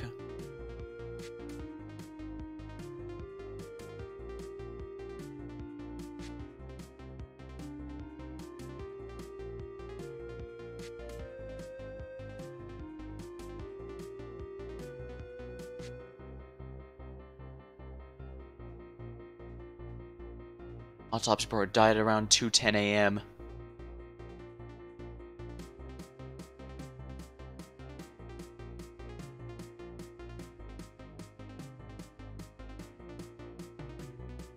Vilmar's escape from the cell was murdered local airport. Body found in the fountain where Trey was a cellmate. Fletcher was spotted at the scene. Oops.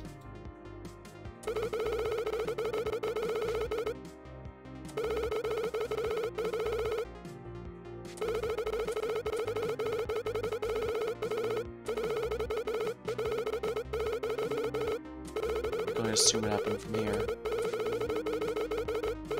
She took the sword and stabbed Vilmar.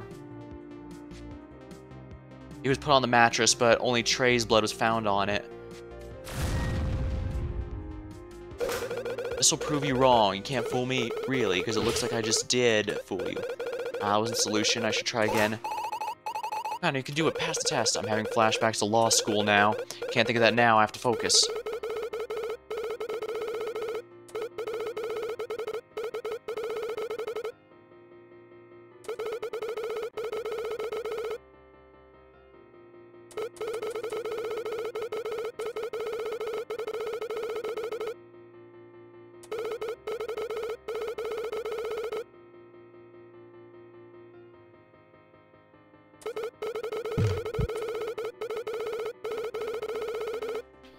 Well, if one of these was his, then...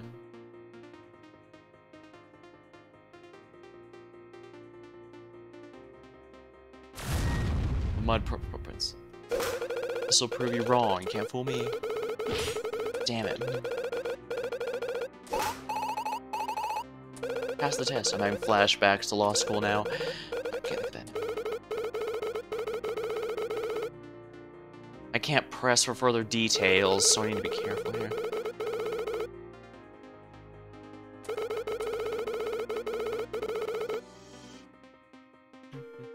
Oh, back to the bridge. Oh. Was that the victim's blood? Then it wouldn't be his. This will prove you wrong. Really, because it looks like I just did. I'm having flashbacks to law school now. Can't think of that now. I have to focus.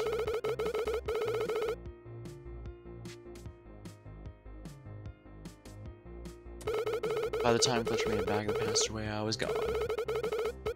Full circle.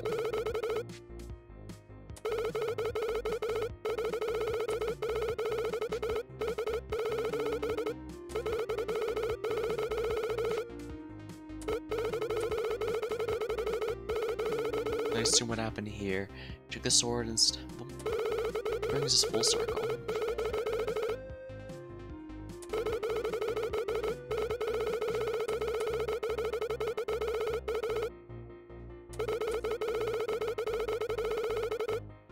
Might actually game over here. Save a bit here.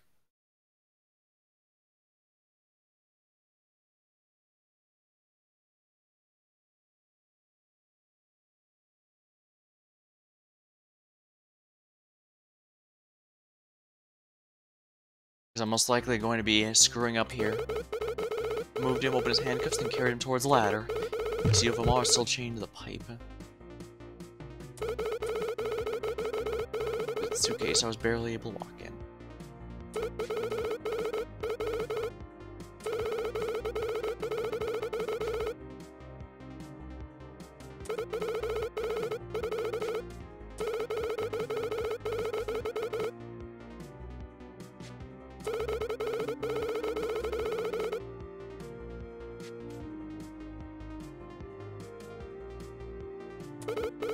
He was still chained to the pipe.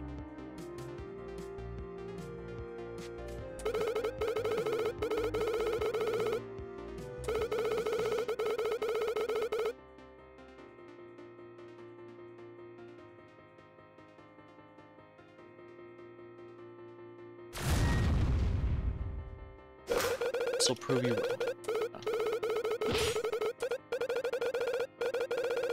That was the solution. Conrad, you can do it. Pass the test. Flashbacks to law school now. Can't think of that now. I have to focus.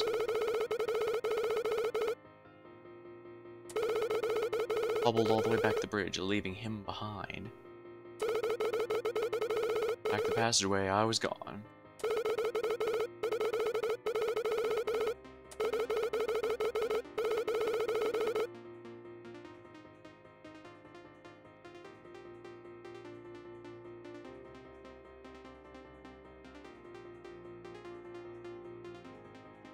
Fingerprints fired 5 shots.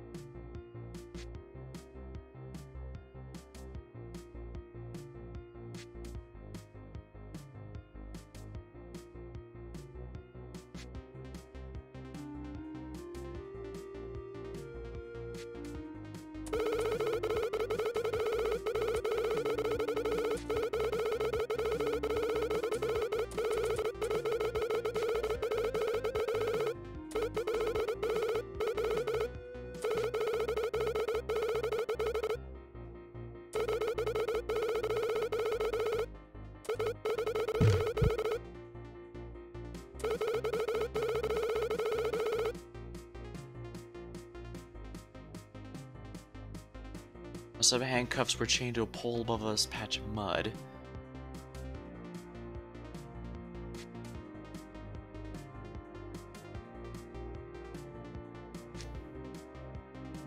Outside the room. Bullet.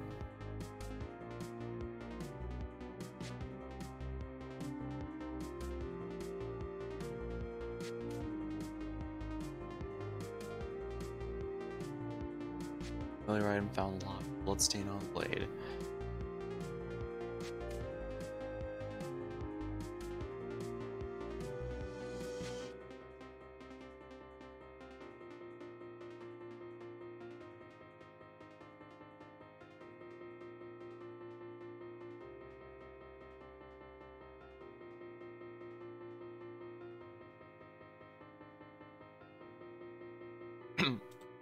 Local senator. Flowers' office building is part of a grudge against the AI rights, the victim. Murder at the airport. Local. Dangerous criminal. Gray nail. Friend and mentor who went to a coma 2 years ago due to poisoning during the Gardner case. Mysterious government worker tasked with keeping zero data out of the hand. Yeah, I guess it's pretty obvious with the same facial features and stuff. Although the eyes are a lot different. Sir Fletcher, a wanted criminal who was the culprit in the bank robbery case. My child friend. Daredevil detective lives on the edge and apparent DJ. Assistant and student. She's devoted to solving crimes. Me, what more can I say?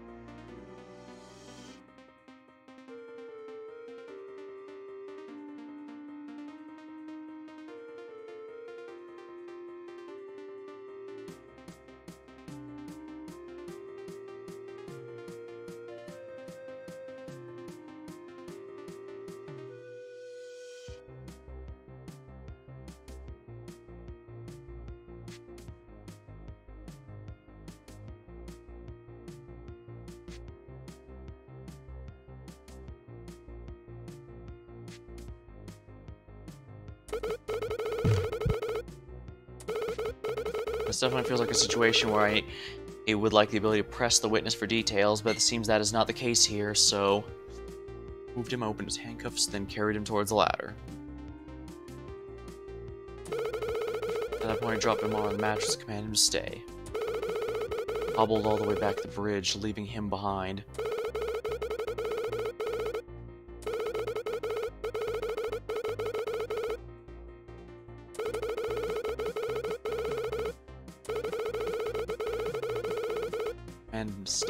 I moved him, opened his handcuffs, and then carried him towards the ladder. Took a moment to catch her breath. But to her surprise, I had moved. What happened was she was busy with the suitcase, so I was barely able to walk in. Off the mattress.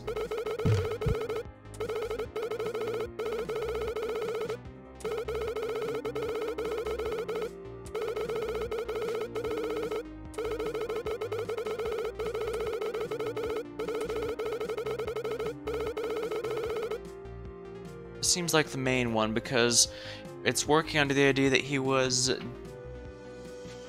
might have been dead the whole time. Let's see here. Then she waited for all the bomb to go off. Once it did, she carried the body back up.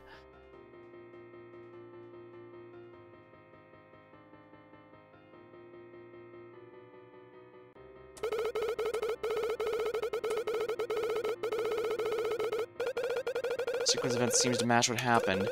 There should be at least one detail that doesn't fit.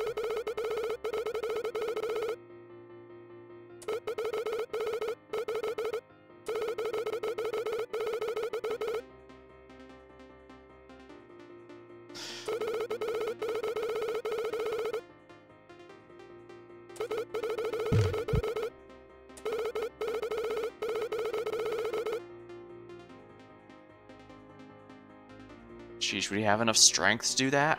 Well, he's alive, so it's not like he died or anything, but...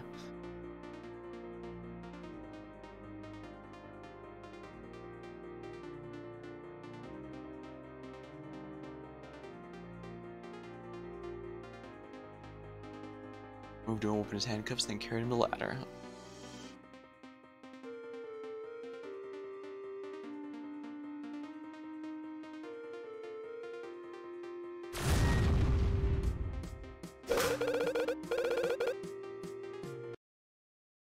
Should probably load. I've eaten way too many,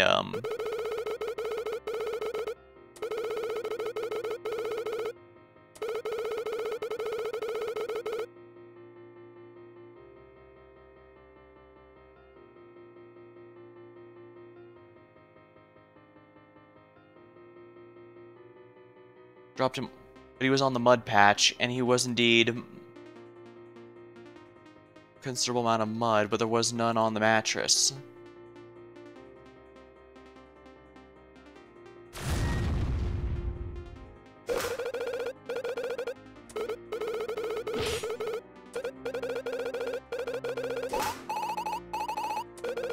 Alright, let's see here.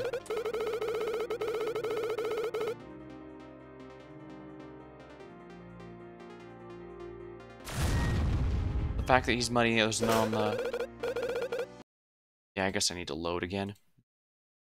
I've got too many penalties, I can't keep doing this.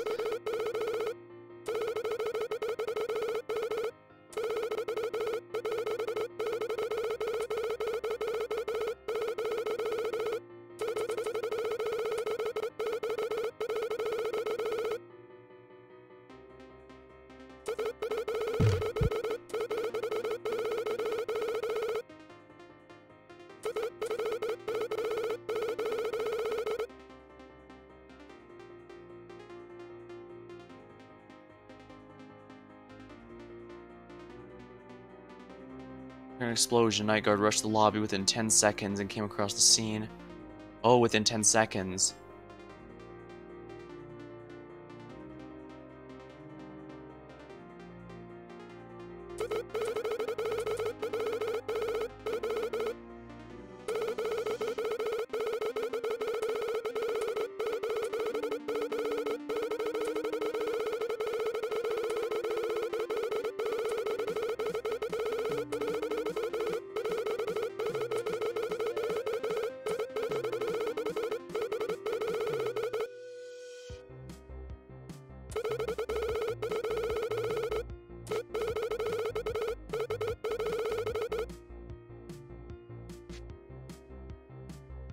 In 10 seconds is a bit too much time to be carrying a body. Or do I need to pull it to the next one?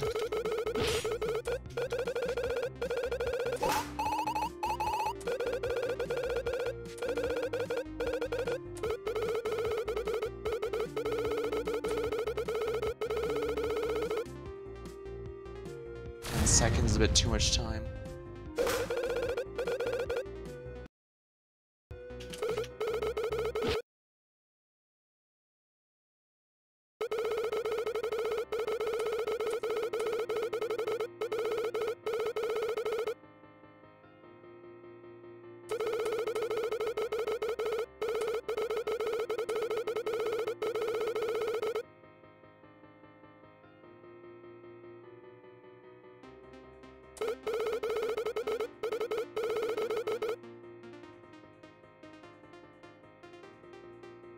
Yes, as night guard rushed to the lobby within 10 seconds and came across the scene of the crime.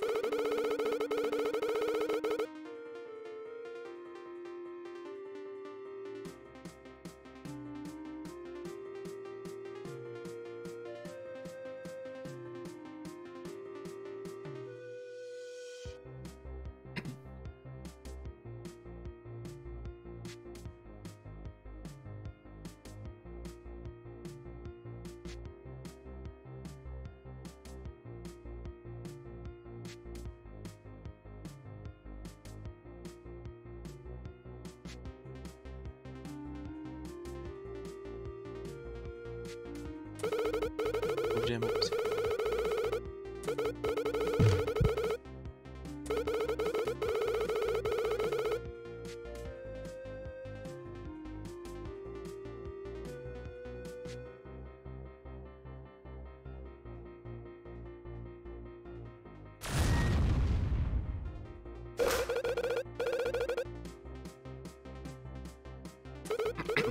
This was a rough one. Conrad, you can do it. Pass the test.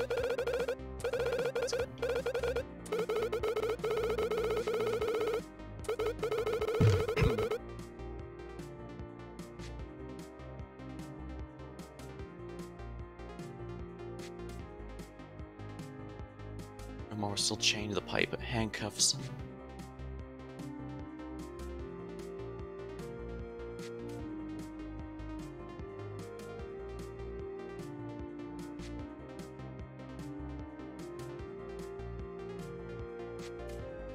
Originating from the lobby, found the passage, broken piece of glass from the cave.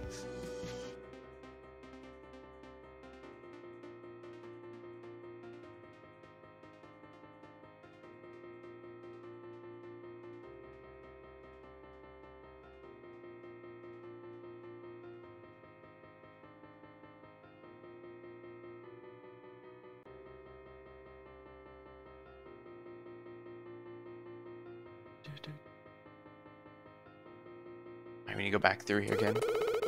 While she was busy with that suitcase, I was barely able to walk again.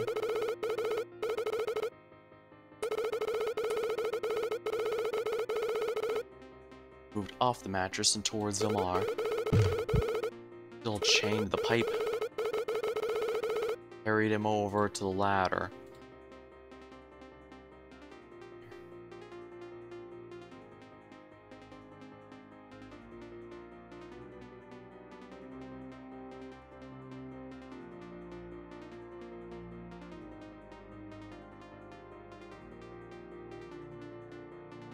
Let's see here.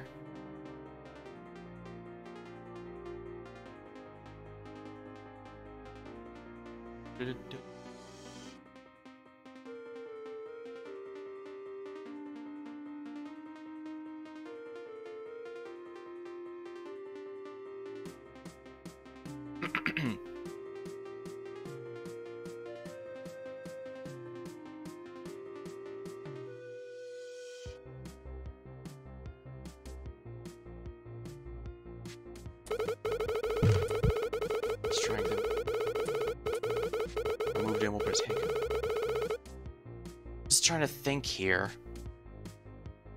Then carried towards the ladder. The sewer blood pool almost kind of supports him, since we know he was injured at this time, or that Vilmar may have been killed there.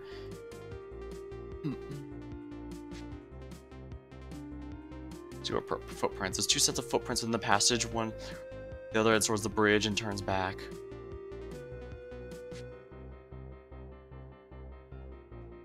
Still think the mud patch here is important, because we still haven't found out how the mud got there in the first place. The point to drop Vilmar on the mattress and command him to stay.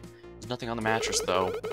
All the way back to the bridge, leaving him behind. By the time Fletcher, I'm pretty sure anything with Fletcher is not worth arguing, because after this he says he's speculating. I wish I could press as to how he knows that she was stunned.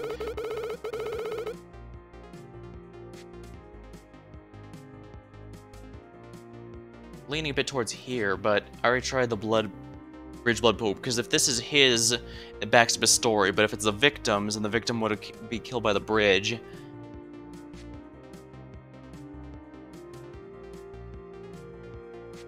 Let's try the mud passage here. I dropped Vilmar on the mattress and command him to stay. He opened his handcuffs and then carried him towards the ladder. Yeah, something about this has to be questionable. All here, because there's only footprints. I mean, I guess it's just... I guess since there's two... Yeah, one that goes towards the gap and then turns back. I guess that supports him, unfortunately. And we all know that... it has to be Fletcher because she put her footprints through the lobby there. All the way back to the bridge. I'm not... Did he hobbled? I guess he... I keep thinking he crawled, but... Wait. Oh! How did I miss that? How embarrassing.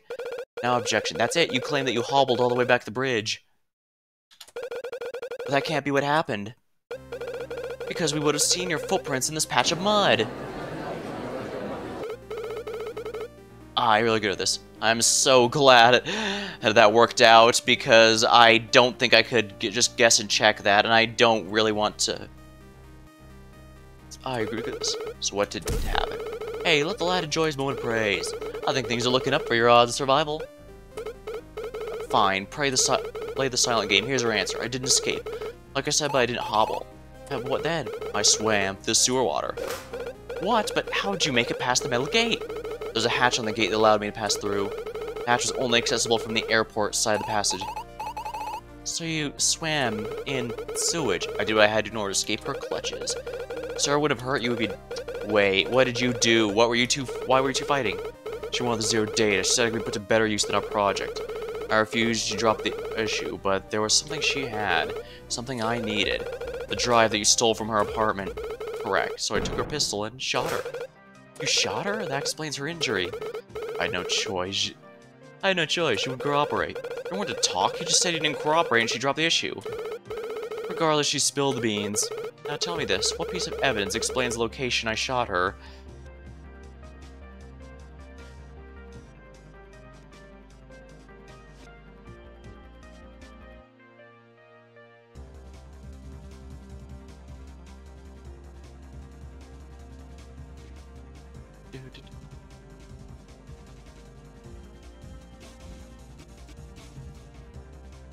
It has to be one of these two.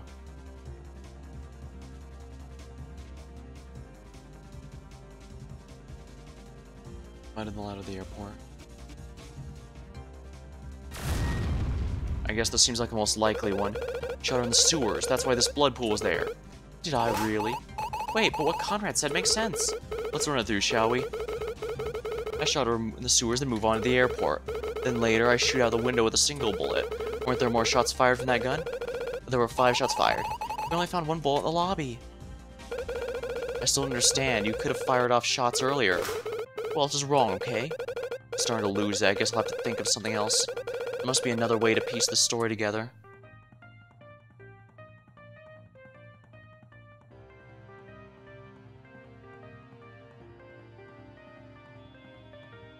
Wait, then there's another blood pile then. She was shot by the bridge, and this blood pool proves it. Ah, keen mind, Gross. Wait, so that means your fight traveled all the way through the sewers? Indeed, it was quite the showdown. Then that's it. This whole incident was a result of your shot fired at Fletcher. Don't be absurd. Ah, you have a point. You took Vilmar as a hostage, and that's what started this all. Easy now, we'll get to that in a second. You still have one final test to pass. Enough of this, you will not threaten the court any longer. If that's how you feel, maybe I'll just press the trigger now.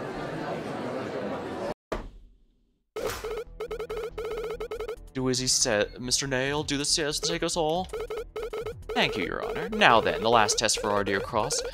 Well, this is it. It all comes down to this. We're so close to the truth. Just one more. Just one more lie, one more contradiction. I can do this.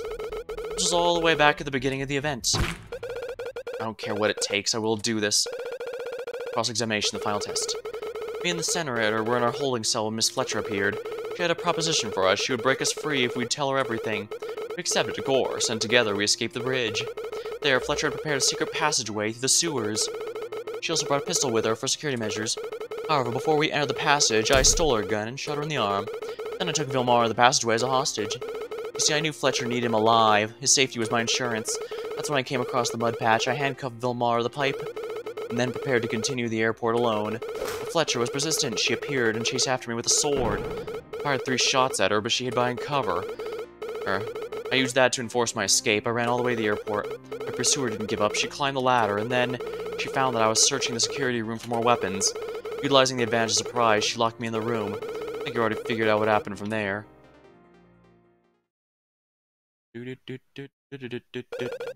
So you're the one who handcuffed Vilmar. That's like a crime. In a short while, your precious legal system will be overturned. I'll make sure my crimes are pardoned. What a hypocrite. You don't test me, Nail. I'll swear I'll press it. He's been saying that for the past hour now. At any rate, I should go back over his testimony. Alright, Trey, I'll figure out what's wrong with your last statement. Me and the senator were in a holding cell when Miss Fletcher appeared. She had a proposition for us. She would break us free if we would tell her everything. And together we escaped the bridge. This all has to be true. There, Fletcher prepared a secret passageway through the sewers. She also brought a pistol for security measures. However, before we entered, I stole her gun and shot her in the arm. Then I took Vilmar and the passageway as a hostage. See, I knew Fletcher needed him alive. His safety was my insurance. When I came across the mud patch, I handcuffed Vilmar to the pipe. Then prepared to continue the airport alone. I knew Fletcher needed him alive. That's why I came across the mud patch. I handcuffed Vilmar to the pipe. In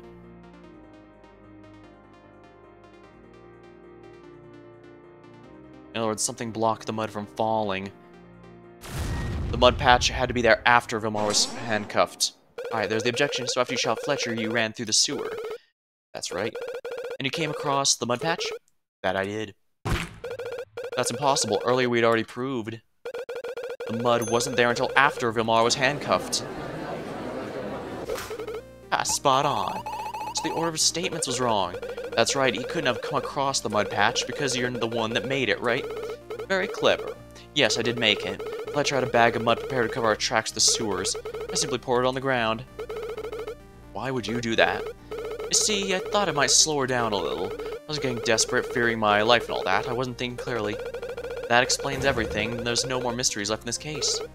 Ross, there's still one, and that is who killed Vilmar. He claims it was Fletcher. Everything else he's said so far has been true. So you want to trust this terrible person? This is an extremely rational person. Hey, glad you can see it my way. Alas, our testing is over. Mr. Cross, you have passed. Congratulations. Where's my trophy? Well, now that your assessment's completed,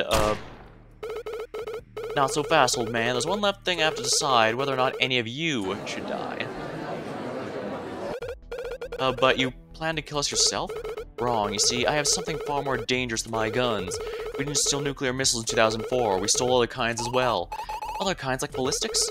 My team's prepared a precision missile that's undetectable and lightning fast. It has explosive powers to destroy everything within a half-mile radius. In fact, we have full intention of destroying this building. Why would you do such a thing? Send a message, of course. With the courthouse gone, a new era of law begins. Regardless, Cross gets a lid. The rest of you, well, you're not exactly necessary for a cause. What? You're going to bomb us to send a message? That's right, we need to show the world we're serious. And thanks to those launch codes, an arsenal ready to disposal. Wait, so the precision missile can fire due to zero data, and that means everyone should evacuate immediately. Not so fast. If anyone moves, I'll do more than just destroy this building. It's really serious, Conrad? No, he's not. What was that? You can't launch a precision missile, or any missile for that matter, and I can prove it. Well, I'm listening. Where do I begin? I do hope you're not making a joke, Cross. No jokes. Trey really can't launch a missile because he doesn't have the zero data. What he just told us he stole his last hard drive in Fletcher's apartment. I think it's true he did go to Fletcher's apartment, but I can assure you he didn't take the third drive. So you're calling me a liar? I held it in my own hands. What trick are you trying to pull now? What you were holding only looked like the zero data. I'm lost. See, so you switched them. Switched? Before yesterday came to a close, I visited Fletcher's apartment and I brought something very important with me.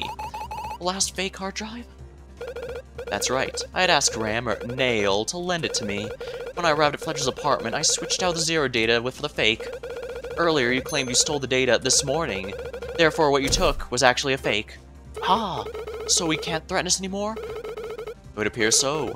Bailiff, arrest this man, quickly. Not so fast. If you try anything, I'll pull the trigger. So, Conrad just said you don't have the ability to launch anything. Let me ask you something. How much do you trust your acquaintance? What do you mean? I trust Conrad. And have you considered the possibility he may be lying? Lying? Ross, you're bluffing right now, aren't you? Conrad? Ross, you're wanting me to give up by making some bold revelation. Fact is, you haven't proven anything.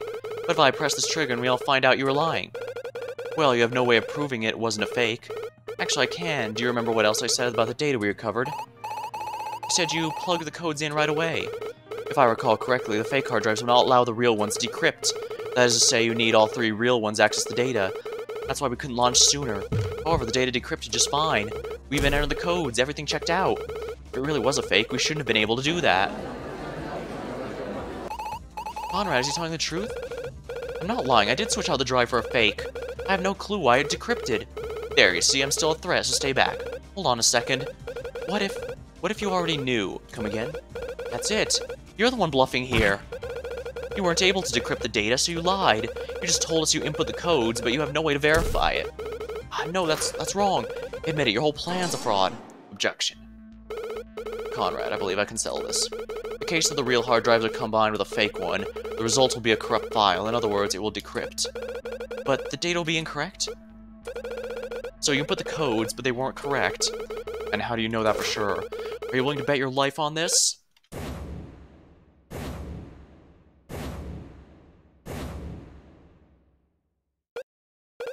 Yes. That's a big gamble. Ha! That's a Conrad we know, isn't it? Very well, your wish will be granted. Precision missile launching. Oh, wait. Everyone evacuate. Yeah, you could try. The missile has a half-mile impact radius. Estimated time of impact, less than a minute. Cross, we all need to leave now. Nobody move. This is what he wants. It's an empty threat. If we leave now, he'll be able to make us escape. Are you prepared to die for that mistake? Just to put me behind bars? You've been a mess to this society for too long. You will be found guilty. Conrad. The time to impact is 30 seconds. Tell us the truth, Trey. What really happened at the airport? That's it, you want to die knowing you did the right thing? Ha! You won't get that luxury. Conrad? You refused, which means... I want to die, Conrad. Less than 10 seconds. Oh. If I'm wrong, hundreds of innocents will die. Nothing. Just those little, particle effects. I do like those little light effects. It helps add to the, makes it feel like the, assets to making light come off are a bit more natural. Nothing happened. We're well over the impact time by now. Ah! Guards, arrest the criminal now. Don't. You'll what? You've run out of threats, Trey. Now it's time to face judgment. I'll kill you all. I swear I'll do it. We'll die today, and... Please put the terrible man in restraints immediately.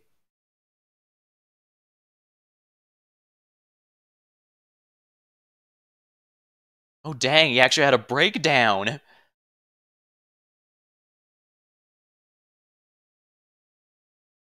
we are. Conrad, you were right. Trey never had the last hard drive with the zero data. I knew it from the beginning.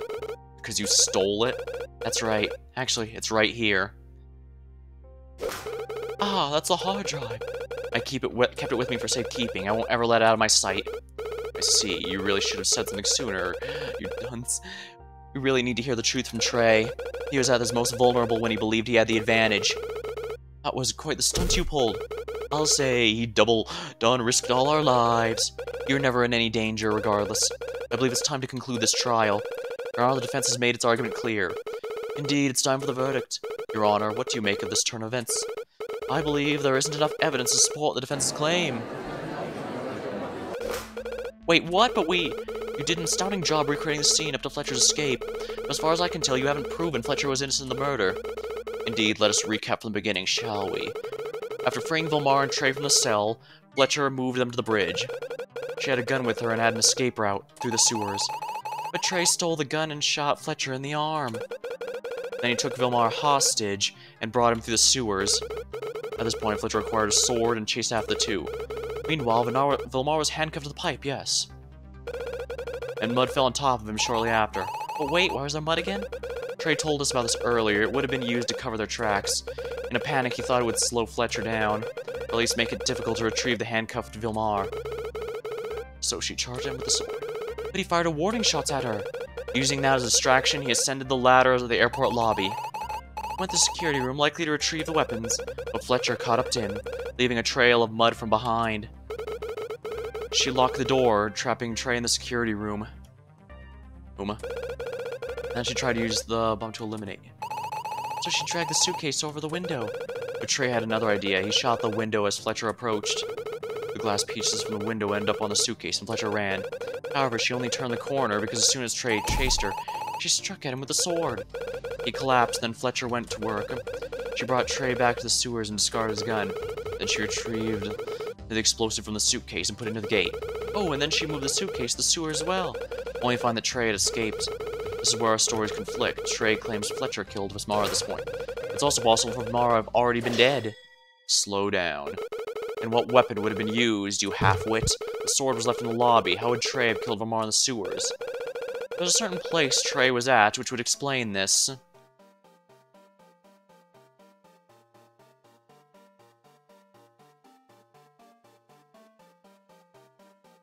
The security room had weapons. While Trey was locked in the security room, he stole something. Oh, there were knives in the security room. Knives? What kind of security room? Swords, bladed weapons.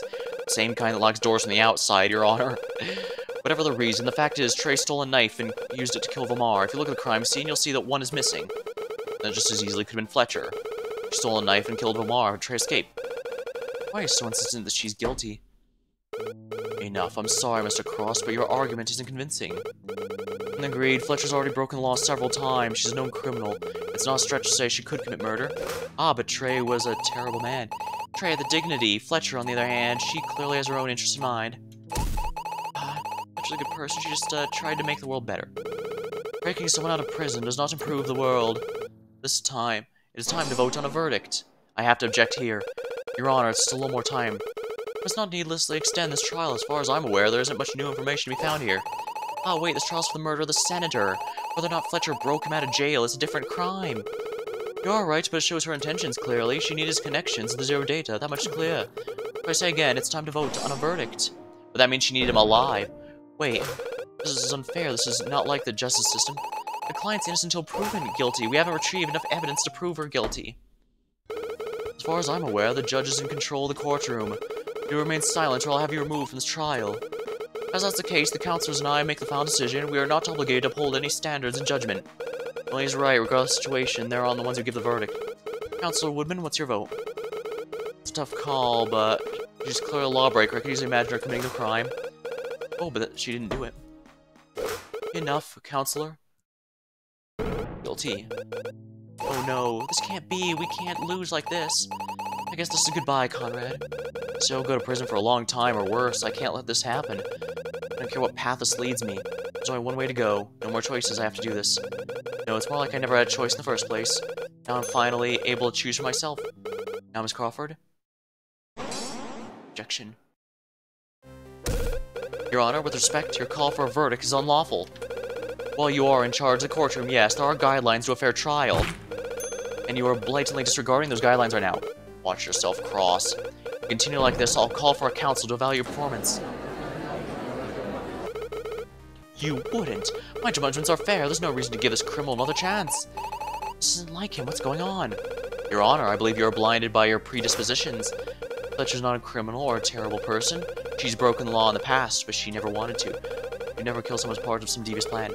And how do you explain the death of Ground? If I recall correctly, she pushed him off the roof of the bank. That case will have to be reopened because she didn't push him. He jumped. Order! This is your stance? I won't let you walk away without a fair trial. Conrad, you idiot. I can't believe you. The logic was set, now that's all that's left is... You will cease speaking or I'll revoke your attorney's badge. What? I've called for a verdict. That decision will not change. Wait, do you even have the ability to revoke my badge? Yes, as acting judge of this trial, I can suspend your legal practice. Upon suspension, your badge will go under review, at which point you'll mostly lose the ability to defend or prosecute for that matter. Which gives you no authority to evaluate my performance as a judge. That's not fair. Now, do you concede? The judge is completely turned against me. That doesn't matter. I have to object. Objection. No, that is enough. I confess I'm guilty. I knew it. Objection. Your Honor, she's lying to protect me. I don't believe her and she isn't guilty. Conrad, I no longer require services. I understand. She dismissed me? You heard her, Cross. Leave this courtroom. I believe we have sufficient information to hand on a verdict. Mr. Cross, you will now leave the room. Well, there's nothing I can do now.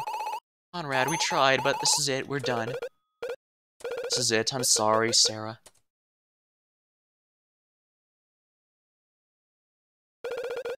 After all that, we failed to prove our client innocent. The verdict, guilty of all charges. Actually, at that moment, she wasn't our client anymore, but our obligation continues even after the fact. Sarah isn't just a client, she's a friend. No matter how many mistakes she makes, I can keep forgiving her because she really is trying to help. Because she'd do the same for me.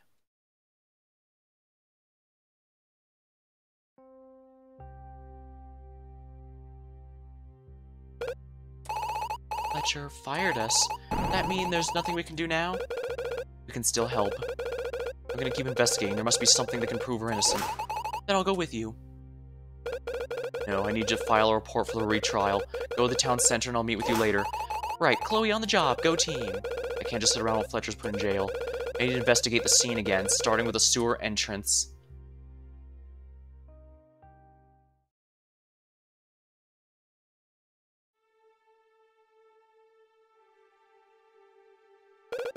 Well, I made it. Now, is there anything of interest here?